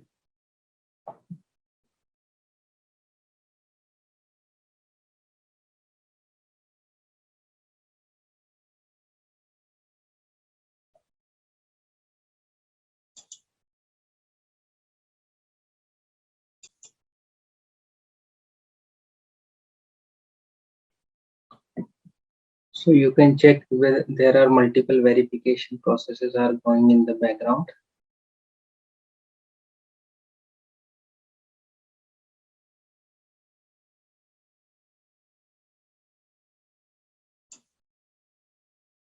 Once it is finished, then we can click OK and close this window.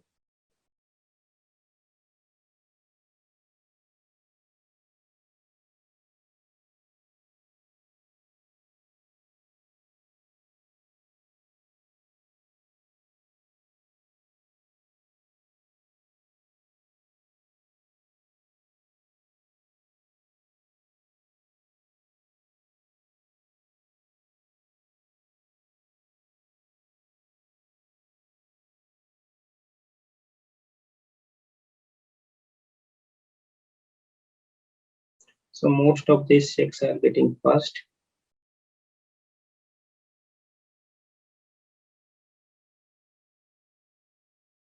Just click on OK. This is ignorable. It is due to the DNS option that we have ignored in the initial phase. Because of that, it is failed, but it doesn't have any impact on our current configuration. So with this, our installation is completed. We just have to click on OK. Just wait. It is a little slower.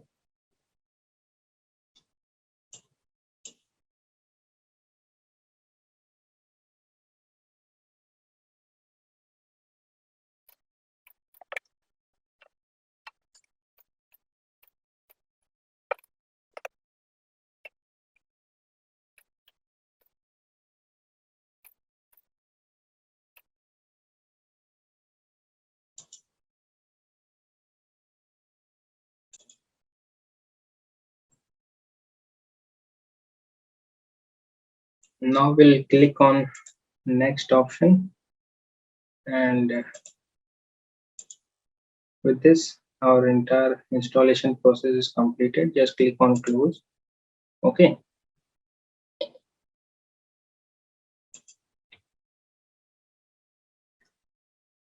Once this is done, you can cross verify entire cluster by logging to the grid user. So basically we are using a common user Oracle, but we will use a grid profile. So basically I need to go to the binary location. So I need to modify the path. Okay, I'm really sorry about this.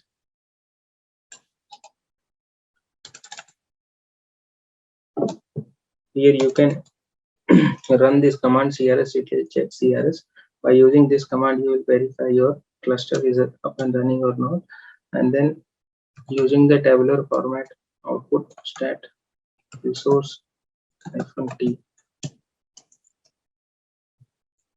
This command also you can fire and check all the resources and parameters, resource which are up and running in the tabular format. Okay, node by node, it will list out the details. CRS stat resource -t. This is the command. Okay.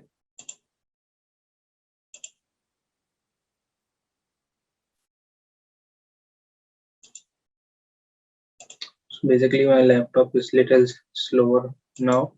So because of that, it is taking time to fetch the output.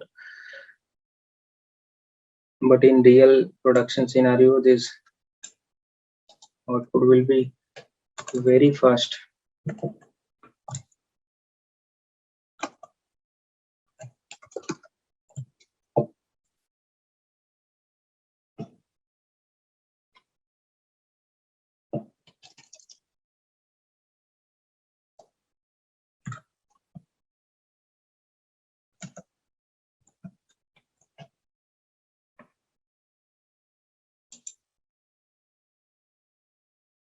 So here this is the output of the entire clusterware stack.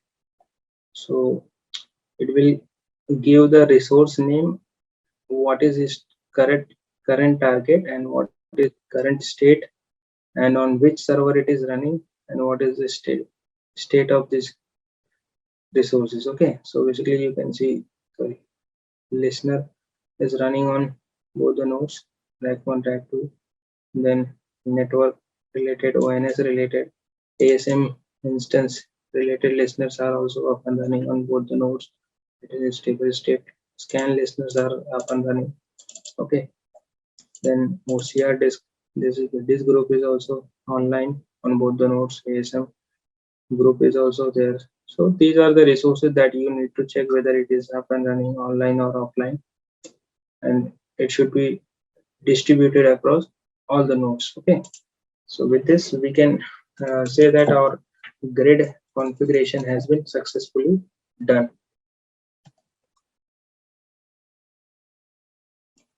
Using this command crctl check cluster-all, it will list out all the nodes and what is the current status of these nodes. Okay, so this clusterware is up and running on rack 1 as well as rack 2. Also, you can similarly run the command called servicetl config scan. So it will list out the scan listener information. So on which node, which one is running. Sorry, the naming convention is wrong. I need to modify that. Okay. A servicetl config scan underscore listener. So it will give the information about the scan listener, what all scan listeners are up and running on, and on which node it is active. So those information will be come through the servicetl config scan underscore listener output file. So till now what we have learned is we have created 2 separate nodes, and on each node we have configured the grid software, and our clusterware is up and running. We can we are able to check the status of CRS services, and now we are ready with grid clusterware. Now we'll do the Rdp software installation Oracle 19c in the next lecture. Okay, I will be requesting all my friends to subscribe my channel. Before we begin further, I will be discussing about what we have covered so far. So basically we have completed this must task Oracle VirtualBox setup. That is, we have created 2 separate machines, rack 1, rack 2, and then we have installed the operating system 7.8 Oracle Linux. Then we have copied, like we have done the cloning of from rack 1 to the rack 2 machines, and then we have created a shared storage that is called ASM.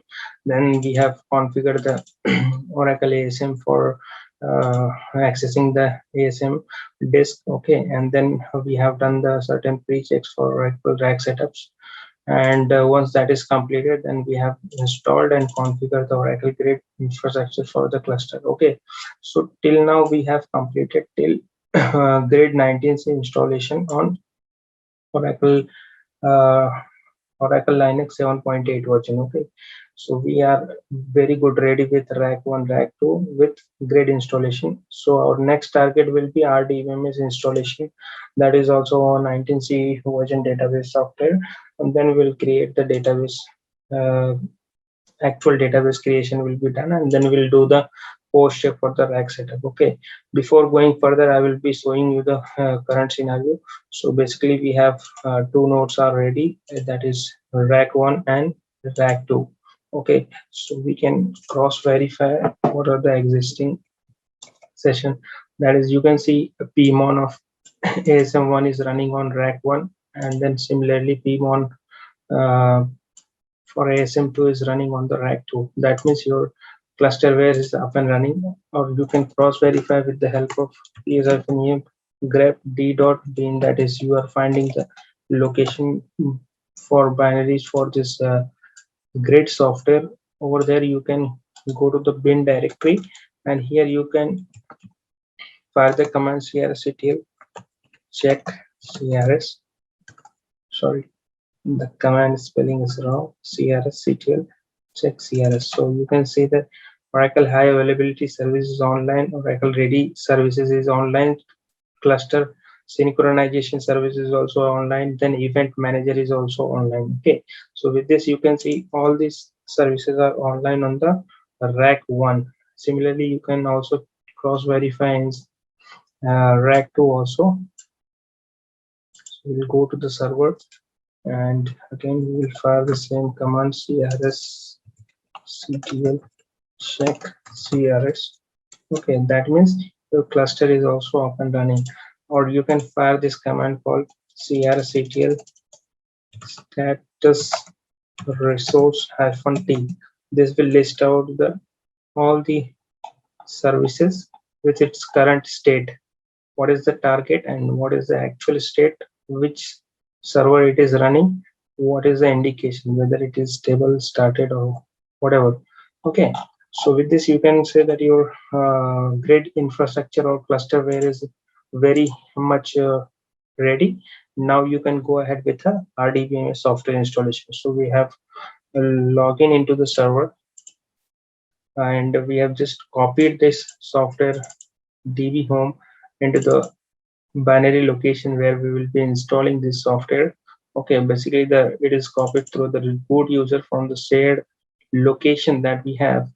Okay, this is the shared media that we have shared with our VirtualBox machines. So from there I'm just copying this software to my local directory called u01 app Oracle product 19c81.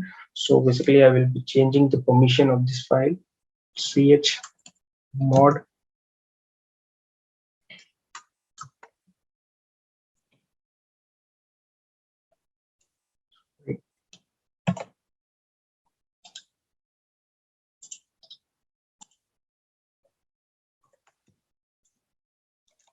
Similarly, we'll modify the ch ownership also.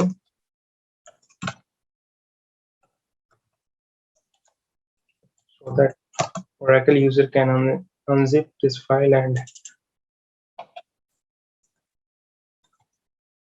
okay, so now we will be logging through Oracle user.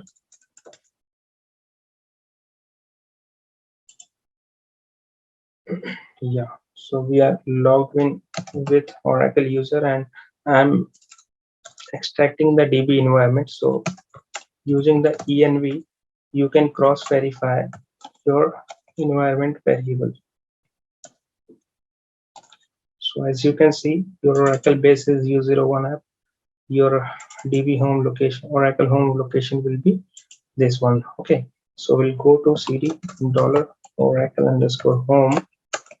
So here we can list out this, then df-h dot will cross verify the current utilization on this u01 mount point. So basically we have 29 GB left, that is 26% is utilized currently. So we can very easily unzip this, unzip this file. So it will hardly take 1 or 2 minutes. So once it is finished, then we can go ahead with the installation process. So basically we are doing the Rdp software installation in this tutorial. Previously we have done the grid installation, and before that we have done the Oracle Linux software installation on the VirtualBox machines. So if you haven't watched those videos, you can check my description. I have already shared those links. You can go and watch those videos. So the Oracle 19c software installation complete guide is provided on these videos, and you can very easily learn how to do this installation on any Linux machine, and similar process can be followed for other operating system as well. So in upcoming days I will be doing the Oracle Oracle database software installation on Windows Server also. So we are initially doing the installation on the Linux machines. So as we can see, lots of unzipping is happening. Let it finish, then we can go ahead with the installation process. Okay.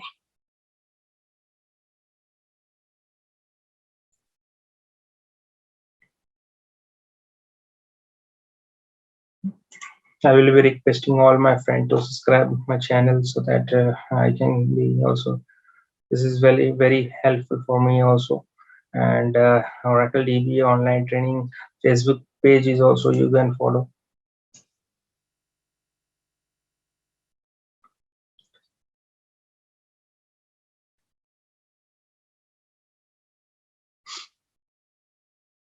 So make sure your laptop has sufficient physical memory as well as space before you start the installation, or you will be creating a VirtualBox machines. Okay, so these are very simplest learning you can do, and being a DBA, you should be very well knowing how to do the installation, as we are already familiar in current days. Most of the 11G and 12G database are getting upgraded to 19C. So knowing the 19C grid and RDBMS installation will be an added advantage to your profile as well as your career. So make sure you learn these technologies.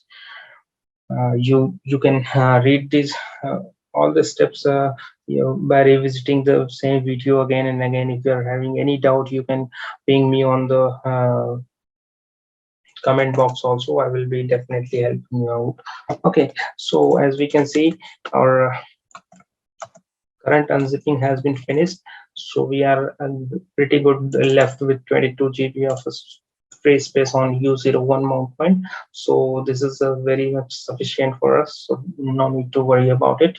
So before we can start, I will be just doing xhost plus. Okay, so this is disabling the access control has been disabled and client can connect from any host. Okay, so again I will be switching to Oracle user. So here I will be doing DB environment.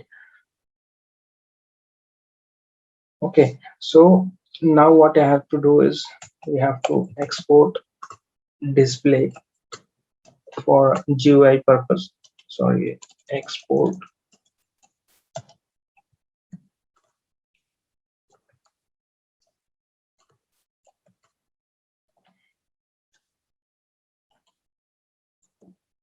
Okay, now we'll go to the software location. RDPM is software location. Oracle underscore home. So here we have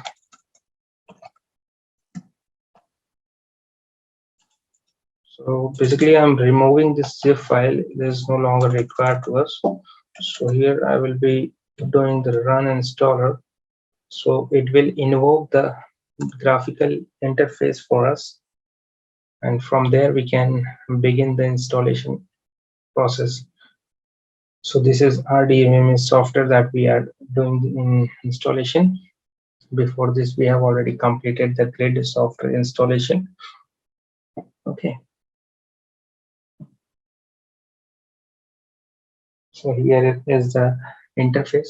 So basically we have to do the configuration. We have to choose the configuration option.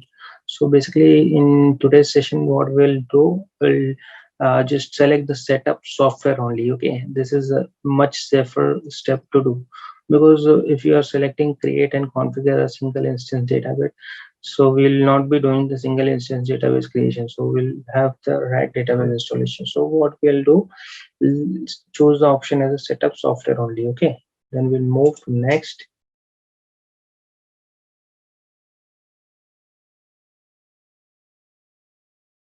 Okay, so here it is taking a little bit of time. I guess it is slower due to the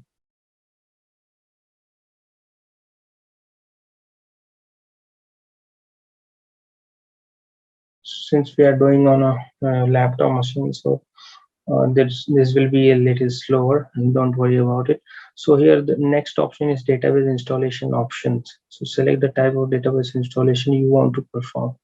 You want a single instance database installation or Oracle real application cluster database. So we'll be choosing default option, that is Oracle RAC real application cluster database installation. Okay, we'll move to the next page. Here already the two nodes are selected, RAC 1, RAC 2. So we don't have to do anything. Just choose next.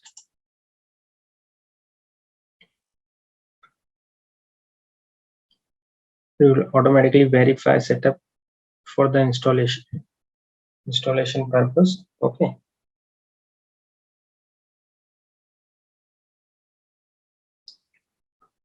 So the main hurdle in entire process will be your grid installation. Once your grid installation is successfully done, then Rdp software and database creation, these are the, I guess, simplest steps you can do. Yeah, it will be little time consuming, but grid installation should be a successful. Otherwise, you will be facing lots of issues for the installation of RDBMS and other steps. Okay. So make sure your first step should be a very clear one. So here we are selecting the enterprise edition. So move to the next option. So our Oracle base is U01 app Oracle. So next one is operating system group. So we have to choose the. So here we are. So operating system groups that we have to choose. So I will be choosing very happily O install. That is my default one. So for the most of the operations, I will be selecting O install as a primary group. You can choose all these groups individually, but for the testing purpose, I'm choosing just O install. Next one is automatically run configuration script. No, I will be running them manually. So just click on the next. Here we can see the prerequisite checks is happening. So it is preparing to perform the checks. Once it is completed, then we can go ahead further. So basically it is doing the some pre-checks, and once it is finished, then it will populate with a summary. And once it is done, then actual product installation will happen in the background. First on the local node and then on the remote node. This is how it goes.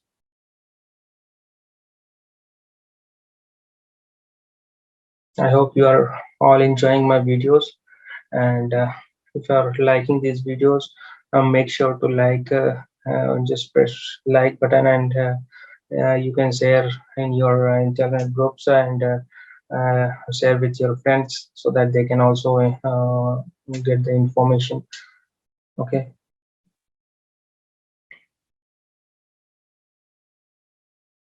At any point you are facing any issues or any doubt, you can ping me on the chat window, or ping me on the comment box rather. Yeah,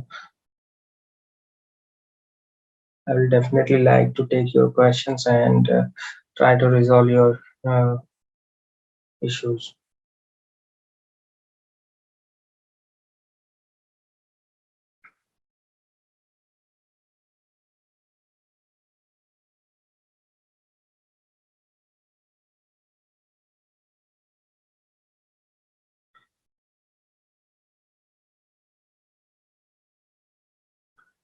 So as we can see, there are a lot of prerequisite checks are happening. For most of the time, it stuck somewhere in the during the network checks or the scan checks, but it will get finished. Nothing to worry about, right?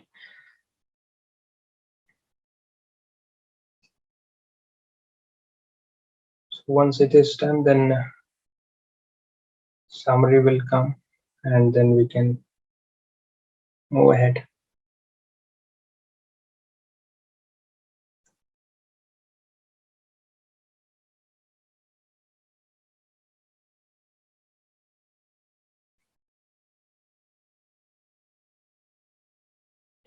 So remember, once your RDP software installation will be completed, then we need to do ASM disk group creation for your data disk groups. Okay, so here pre-checks is completed, and there are certain warnings. We need to ignore this because we are doing the IP based installation, so we are not using DNS or the resolve.conf.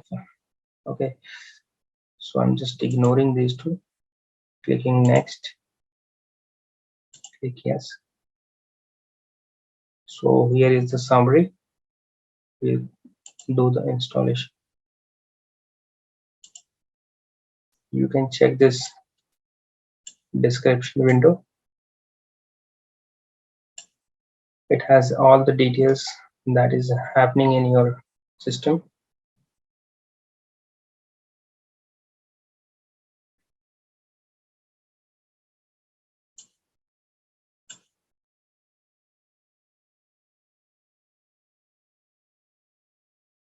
So it is doing copying of certain files.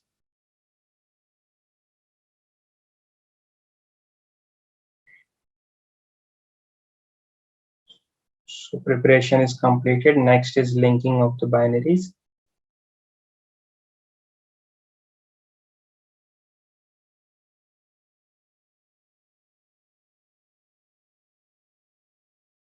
So let this entire process finish, and then we will discuss further. Okay.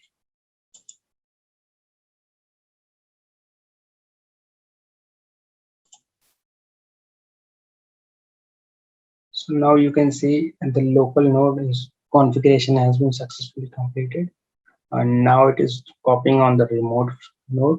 Once the files will be copied on the remote node, then configuration will happen, and once that is finished, then we have to run the two script, that is root related scripts we need to execute on both the nodes one by one. This is how it will proceed. Okay, so let remote node execution finished, this configuration is, then we'll discuss further. Okay, in coming days I will be doing lots of other steps also related to database, like we'll be doing certain administrative related tasks, like we'll be learning from basic to the advanced level of administrative tasks, which as a DBA we should be knowing very well. And then I will be doing certain patching related activities also. So I will be teaching, I will be guiding how to do the patching activity on RAC database environment. So I will be suggesting you all to subscribe to my channel and get all the updates and keep learning and keep improving your skills. Okay, so let this one finish, then we'll discuss further. Okay, I'm taking a little pause over here.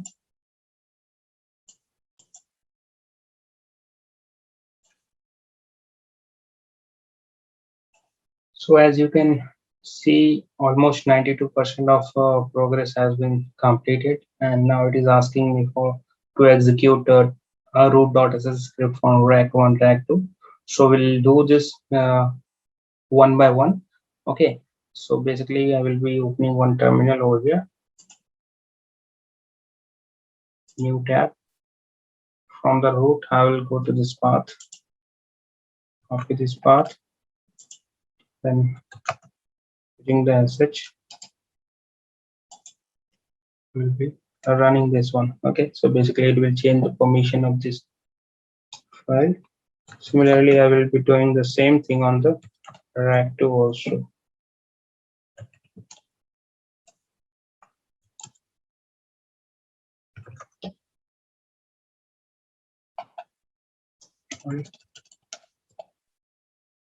We have to copy this path again. So again the same thing. So we'll return back to the node 1, that is rack 1. Okay, so once this is done, you can very good to go ahead with click OK. Okay, so here we can see that our setup, the registration of Oracle database was successful. Okay, so we'll close this window and cross verify whether software has been installed or not. So remember, we are using the DB profile here, so we can check that SQL Plus version of 19C database with version of 19.3 has been successfully installed on this server. So our next target is that we have achieved over here is like we have completed this one.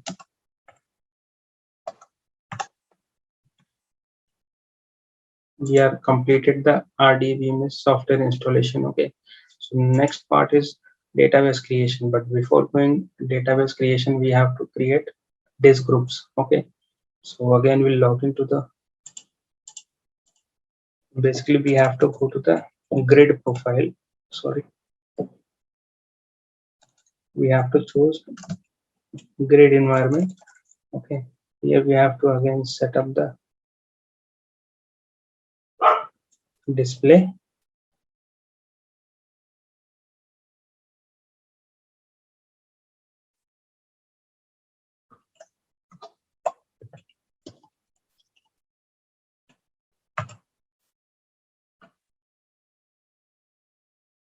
So we are invoking the ASMCA utility.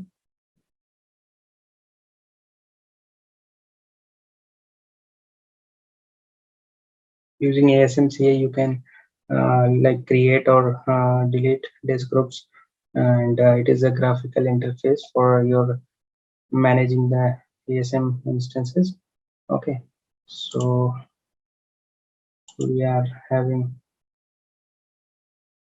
disk group creation. So ORC disk was already created last time, so its size was around 10 GB, and we have used external redundancy over there. Okay, it is mounted onto Monterey State. Okay, and then what we'll do, we'll create a new disk group. So we'll provide the name as data. Okay, and choose the redundancy as a external. Okay, now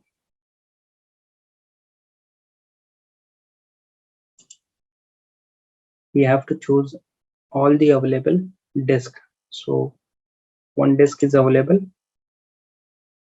Oh, sorry, what we have to do is we have to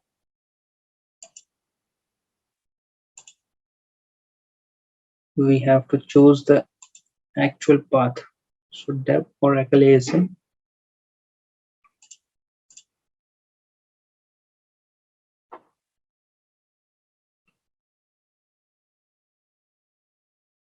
Okay, so basically we have to create two disk. Okay,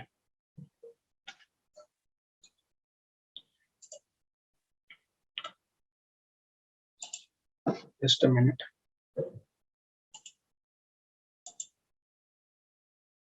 Basically we will have to create these two disks. Okay, and that we have left in our last video. We have basically created only one disk, that was disk 1, and now we are creating two more disks, disk 2 and disk 3. So basically these are raw disk that is available with us.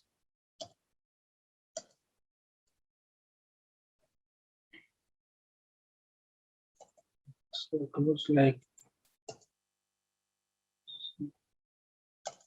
okay, so using Oracle some scan disks.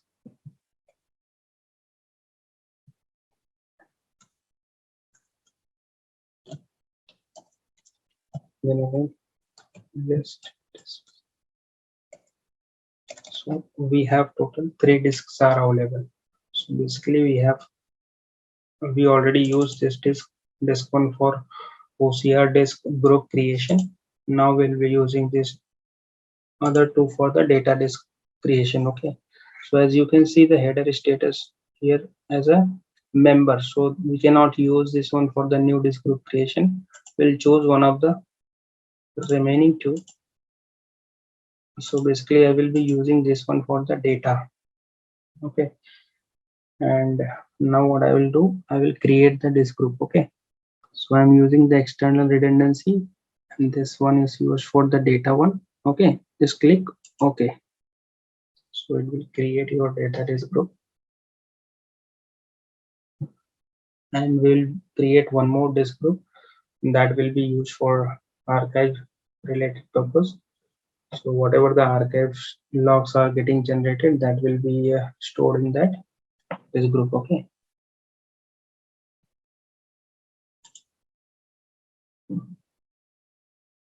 so this is your second disk group, that is data. Next we'll be creating one more disk group that is called archive.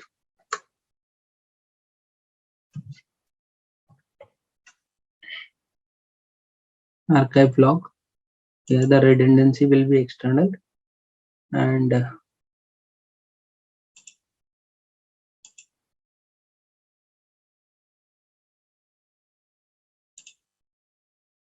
this will be of 8 GB. Okay, so we'll choose this one, click OK. So basically we are now doing the disk group creation using the ASM C utility. So this is very simple and graphical interface that you can use to create new disk groups. Okay, so these three disk groups are created. Overall OCR disk was previously created for storing the OCR and voting disk configurations, and the next one is the data and archive logs. So these two disk groups are all now created. Now what I will do will be, this is already in mounted state, so nothing to worry about. Just click on close. Now we will again take the DB environment.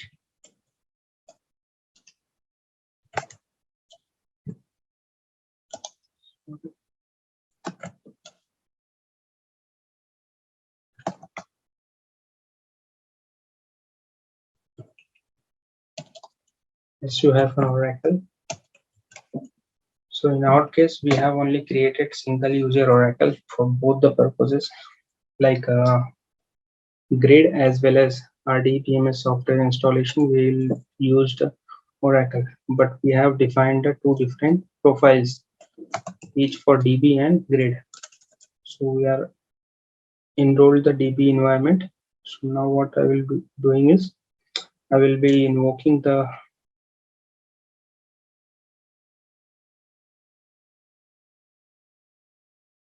DBCA utility, which is used for database creation purpose. Okay, so DBCA has been invoked, and now we'll be creating a RAC database. So till now what we have completed is grid software installation completed, then RDBMS software installation is also completed, and the next was we have created two new disk groups. One is data disk group, another is archive log disk groups. Okay, so now what we have to do is create a database software, create a database. Okay, so we'll click on the next.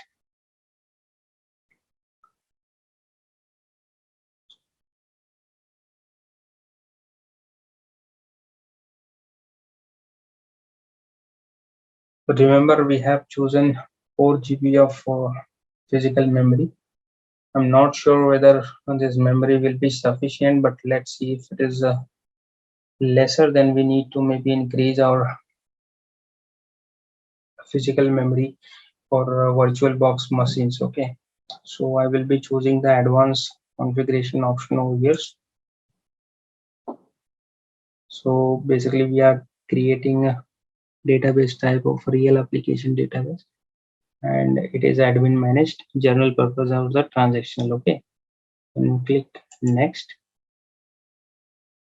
So select the nodes on which you want to do the create cluster database. Okay, so we have RAC1 and RAC2 already selected. Click next.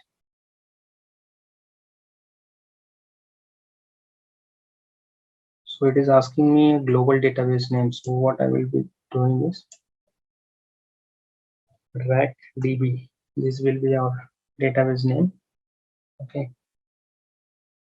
I don't want to create container database over here. We'll see in the upcoming days how the container database works and how to create container databases. So I'm just selecting over here. Okay. Just click on the next tab.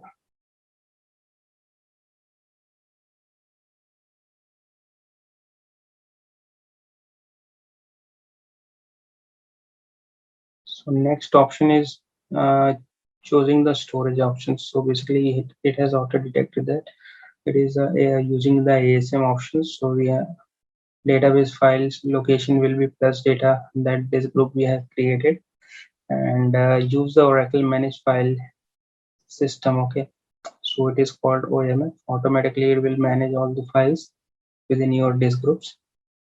Click next.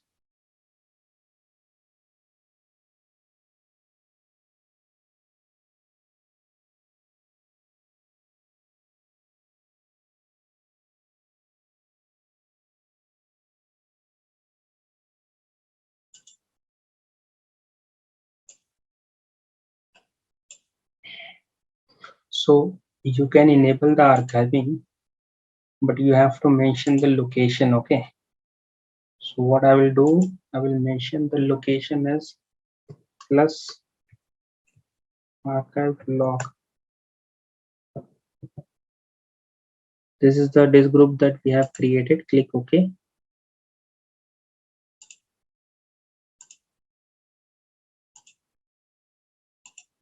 You can also specify the fast recovery area also. Just click next.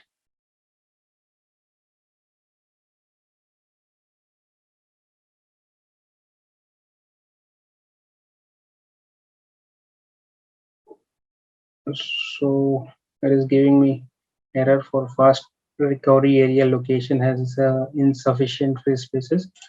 So what we'll do is like deselect this part. We'll see later. Okay. So next option is choosing the data vault option. So I'm not selecting anything as of now. These are database security related options that we can choose during the time of database creation. And we are not doing anything over here. So we are just skipping this part. This is, remember, this is a database security option that that is given to us. Okay. Next one is your configuration option, that is defining the SGA and PGA memory. So what we'll do is we'll choosing the default option only, as our physical RAM on this VirtualBox is very lesser, so we will be preferring the memory should be default one. You can also see the sizings options over here, number of processes that is defined, then the what is the character set. It is using the AL 16 UTF-16 unique coding options, and in connection mode either it is dedicated or shared. So by default it is a dedicated one. There are few sample schemas are also there, so we'll select the sample schema also, then we'll click on the next option. Okay, next option, it is asking me to management options. So what I can do is I can deselect these options, run cluster verification utility check periodically. So we'll keep this setting. Next one, we have to provide the sys password. So I will be choosing all the passwords as the same. It will throw me a warning message. I will click on yes, then create database.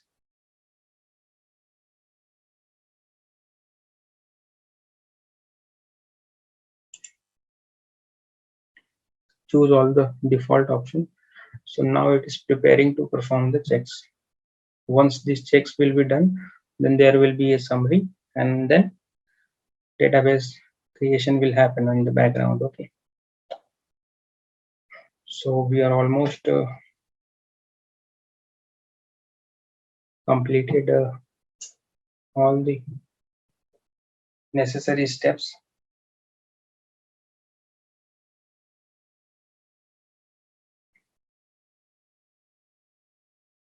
from our checklist, we are reached to this point, database creation.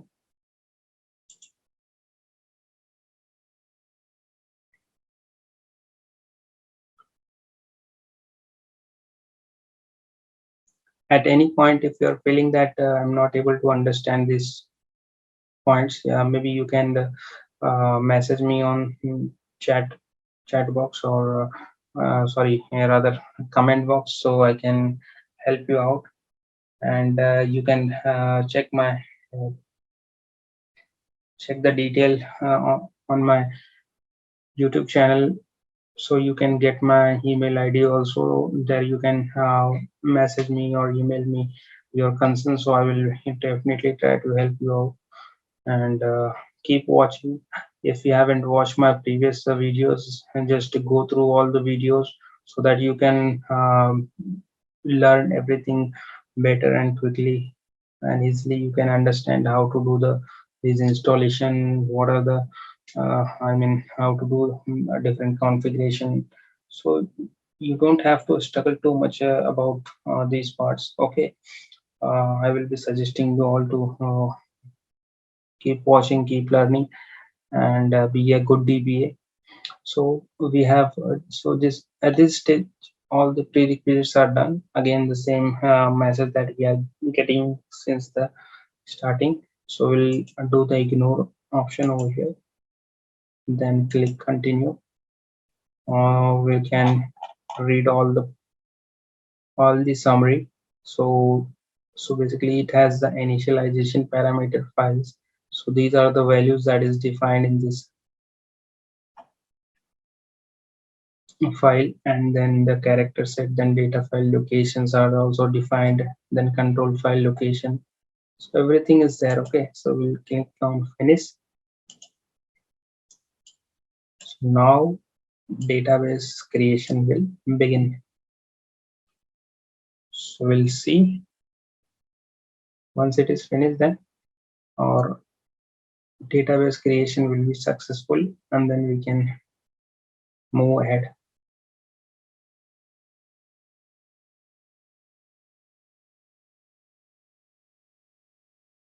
So it will take a little bit of time.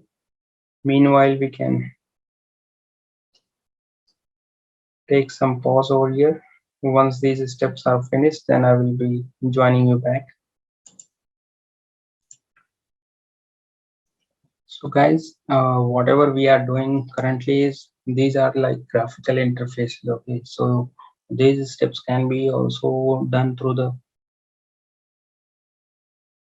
silent installation mode also. So if you're familiar with silent installation, if you don't have the graphical interface, then you can use the silent mode of the database creation.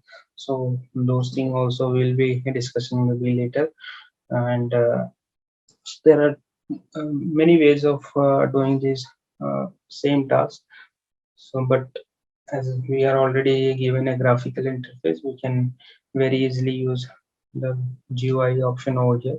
So sometimes what happens in real world scenarios, so most of the customer don't provide the graphical interface. As a DBA, we should be knowing how to do silent installation or silent database creation.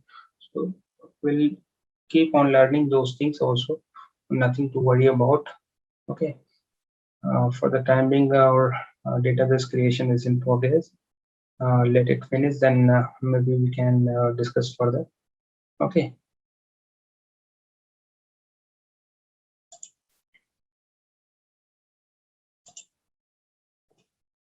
So guys, you can see there is a database alert log location that you can using the tail option in Linux, you can populate the data.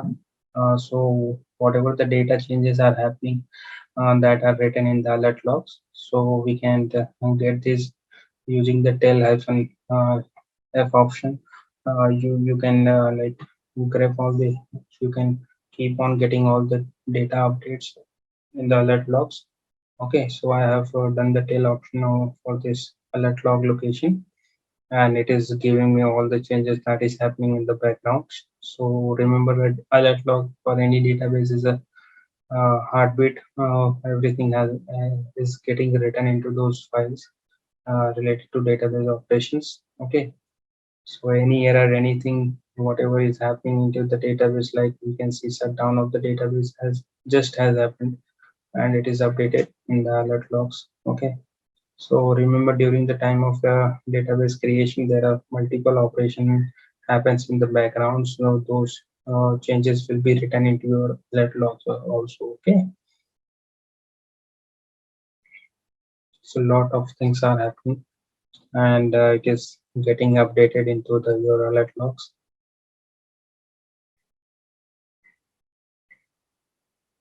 Once this is completed, then once the database creation will finish, then it will go for the cluster database instance creation. Okay,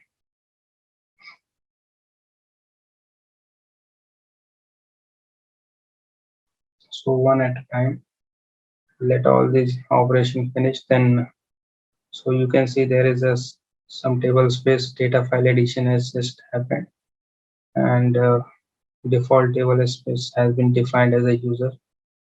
So all these things you can monitor under the file called alert log.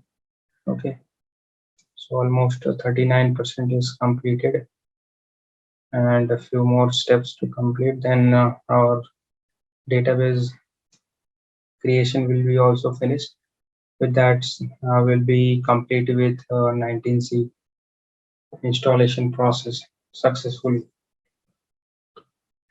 Okay, so this is a little longer video. Maybe I will be making one combined video which will have all the like VirtualBox config from starting from the VirtualBox configuration till the database up and running. All the information I will be providing in a single video so that you can refer and do similar practice on your laptop or on your system.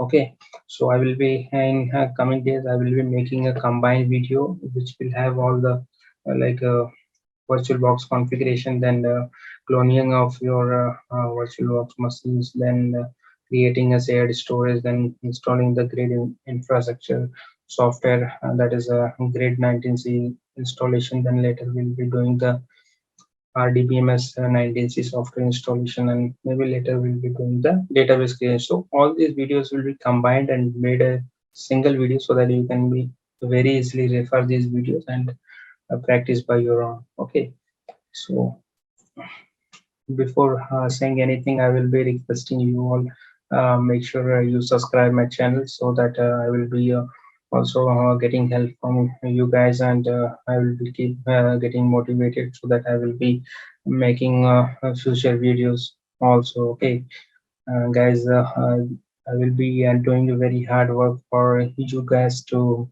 understand. So keep watching and keep sharing these videos, and keep learning. That is what I can tell you guys. Okay, I guess our database creation will be taking a little bit of more time. By the time this is getting finished, I will be taking pause over here. Okay,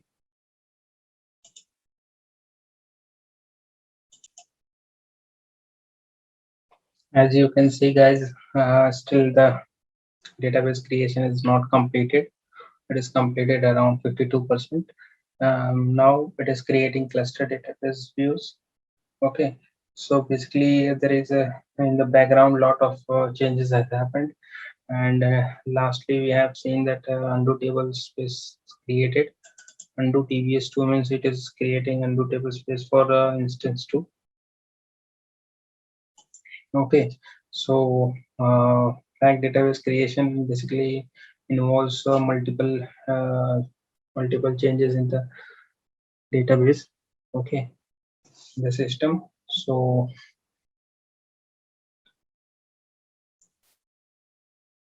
this is how the database creation happens, and There will be like data file resizing will also happen in the background, or there will be some partitions will be also created from the schema.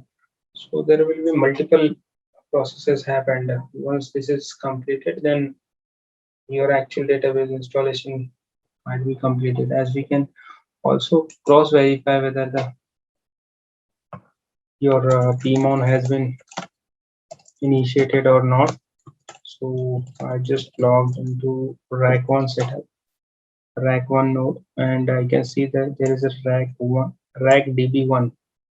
So basically a pmon for RAC DB1 is started. That means this process is related to your RAC database. So on RAC1 node 1, this pmon is started. Similarly, we can check whether it is started on node 2 or not. So let me run the command ps-em grep pmon. Okay, so it is taking a little bit of time. That means your RAC2 is busy, and still the pmon is not started over here. So that means it is just created on node 1 only. Okay, it is a bit of time consuming process. The still 52% is completed.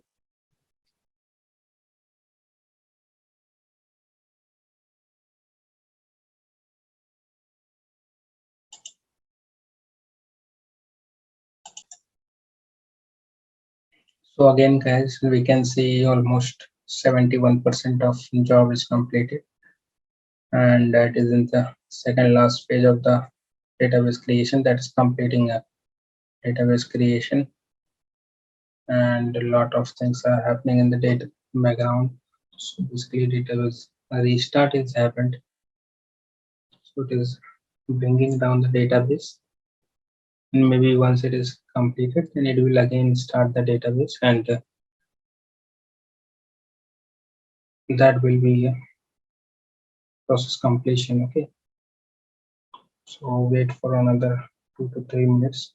Let's hope this is completed.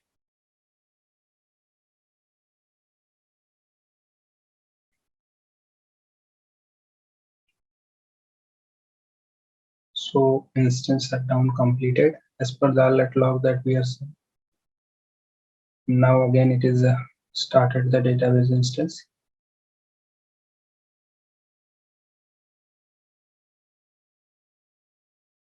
All the related processes are getting started.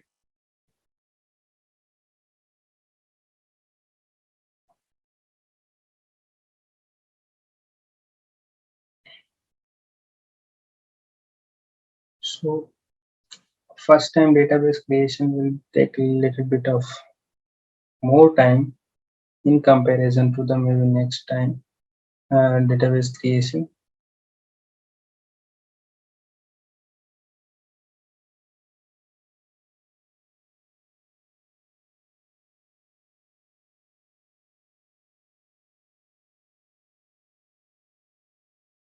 So as we can see, the alert log on database open has been completed. Now it is adding a few log file. Okay,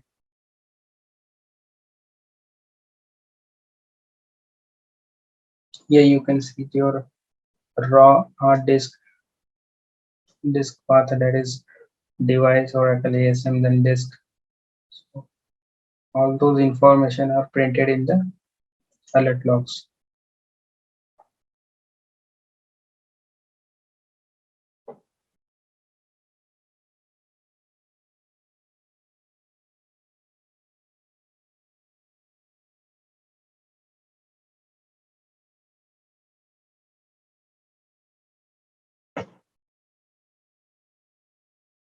So almost 71% of task is completed. Last few tasks are remaining.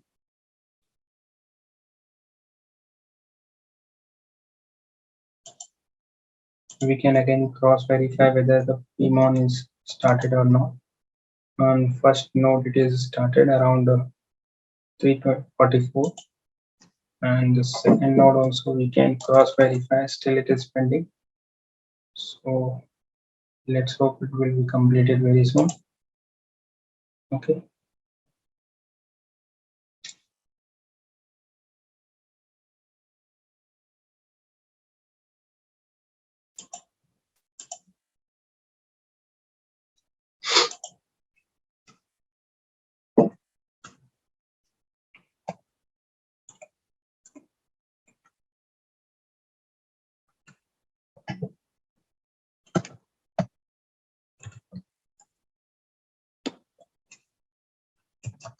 What I'm trying to do is I will be checking the alert logs on the node 2. Okay.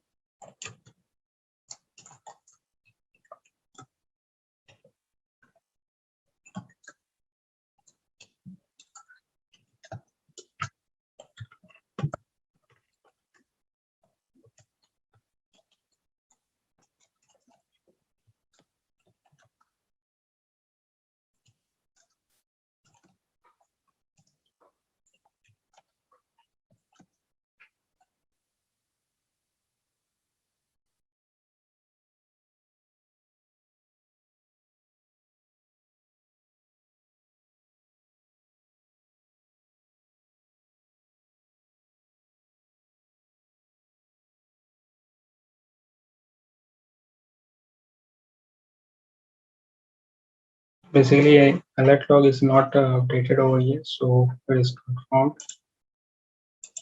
Just wait for a few minutes more.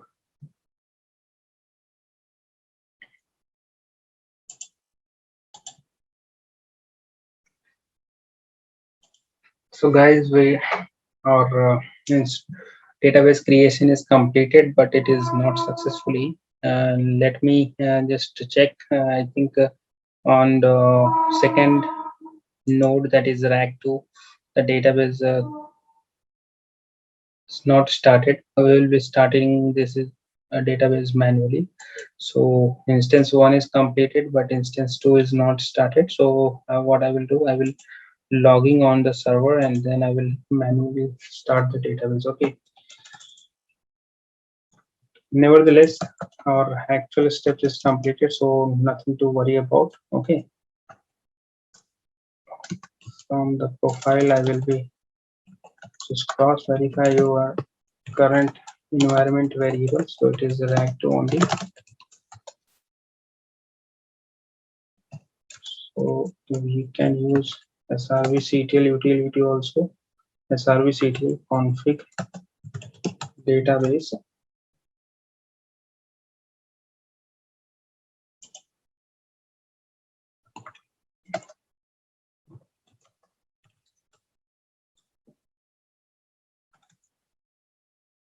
Okay.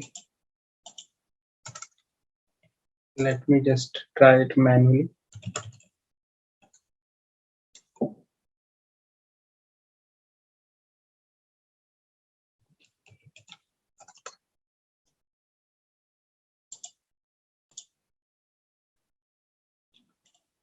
So guys, our database creation is also completed, and with this we can say that our total steps are completed, like Rdp software installation is completed, then database creation is completed, and now we will be doing the post check for the RAC setup. Okay.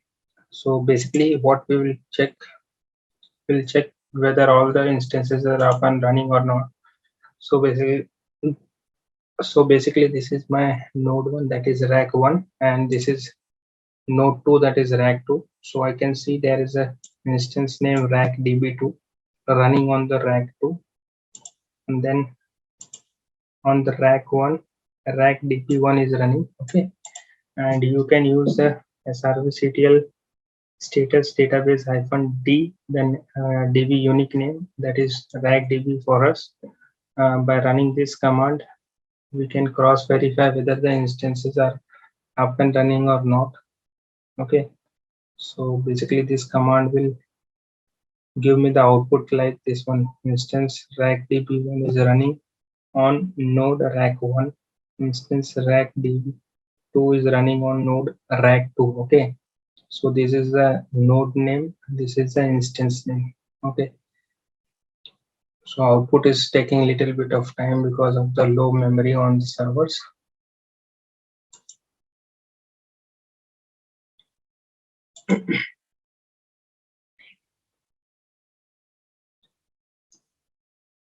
So with this, we can say that our 2-node RAC database installation is successfully completed. And in upcoming videos, we will be doing lots of administrative tasks along with certain other activities like patching. Then we'll be looking at backup recovery concepts. And if you have any doubts, any questions, you can comment me on the same video links. And if you haven't watched our previous videos, kindly go through those videos as well, and make sure you learn how to do the installation of RAC database. Okay, and if you use the -v option over here, you can get the verbose detail also, like uh, what is the stage of the database instance. So instance status is open. Okay, so what I will do, I will stop the database over here, and then I will bring down the cluster also, and then we'll bind up this session here only, and in upcoming videos we'll discuss further.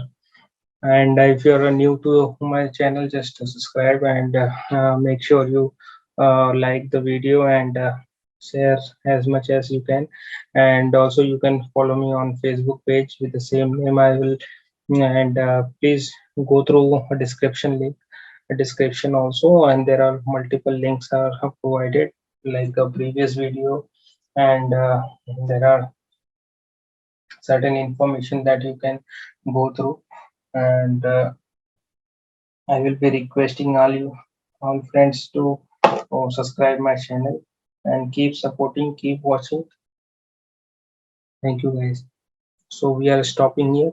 We'll meet in the upcoming videos. Okay, have a great day. Bye bye. Thanks for watching again.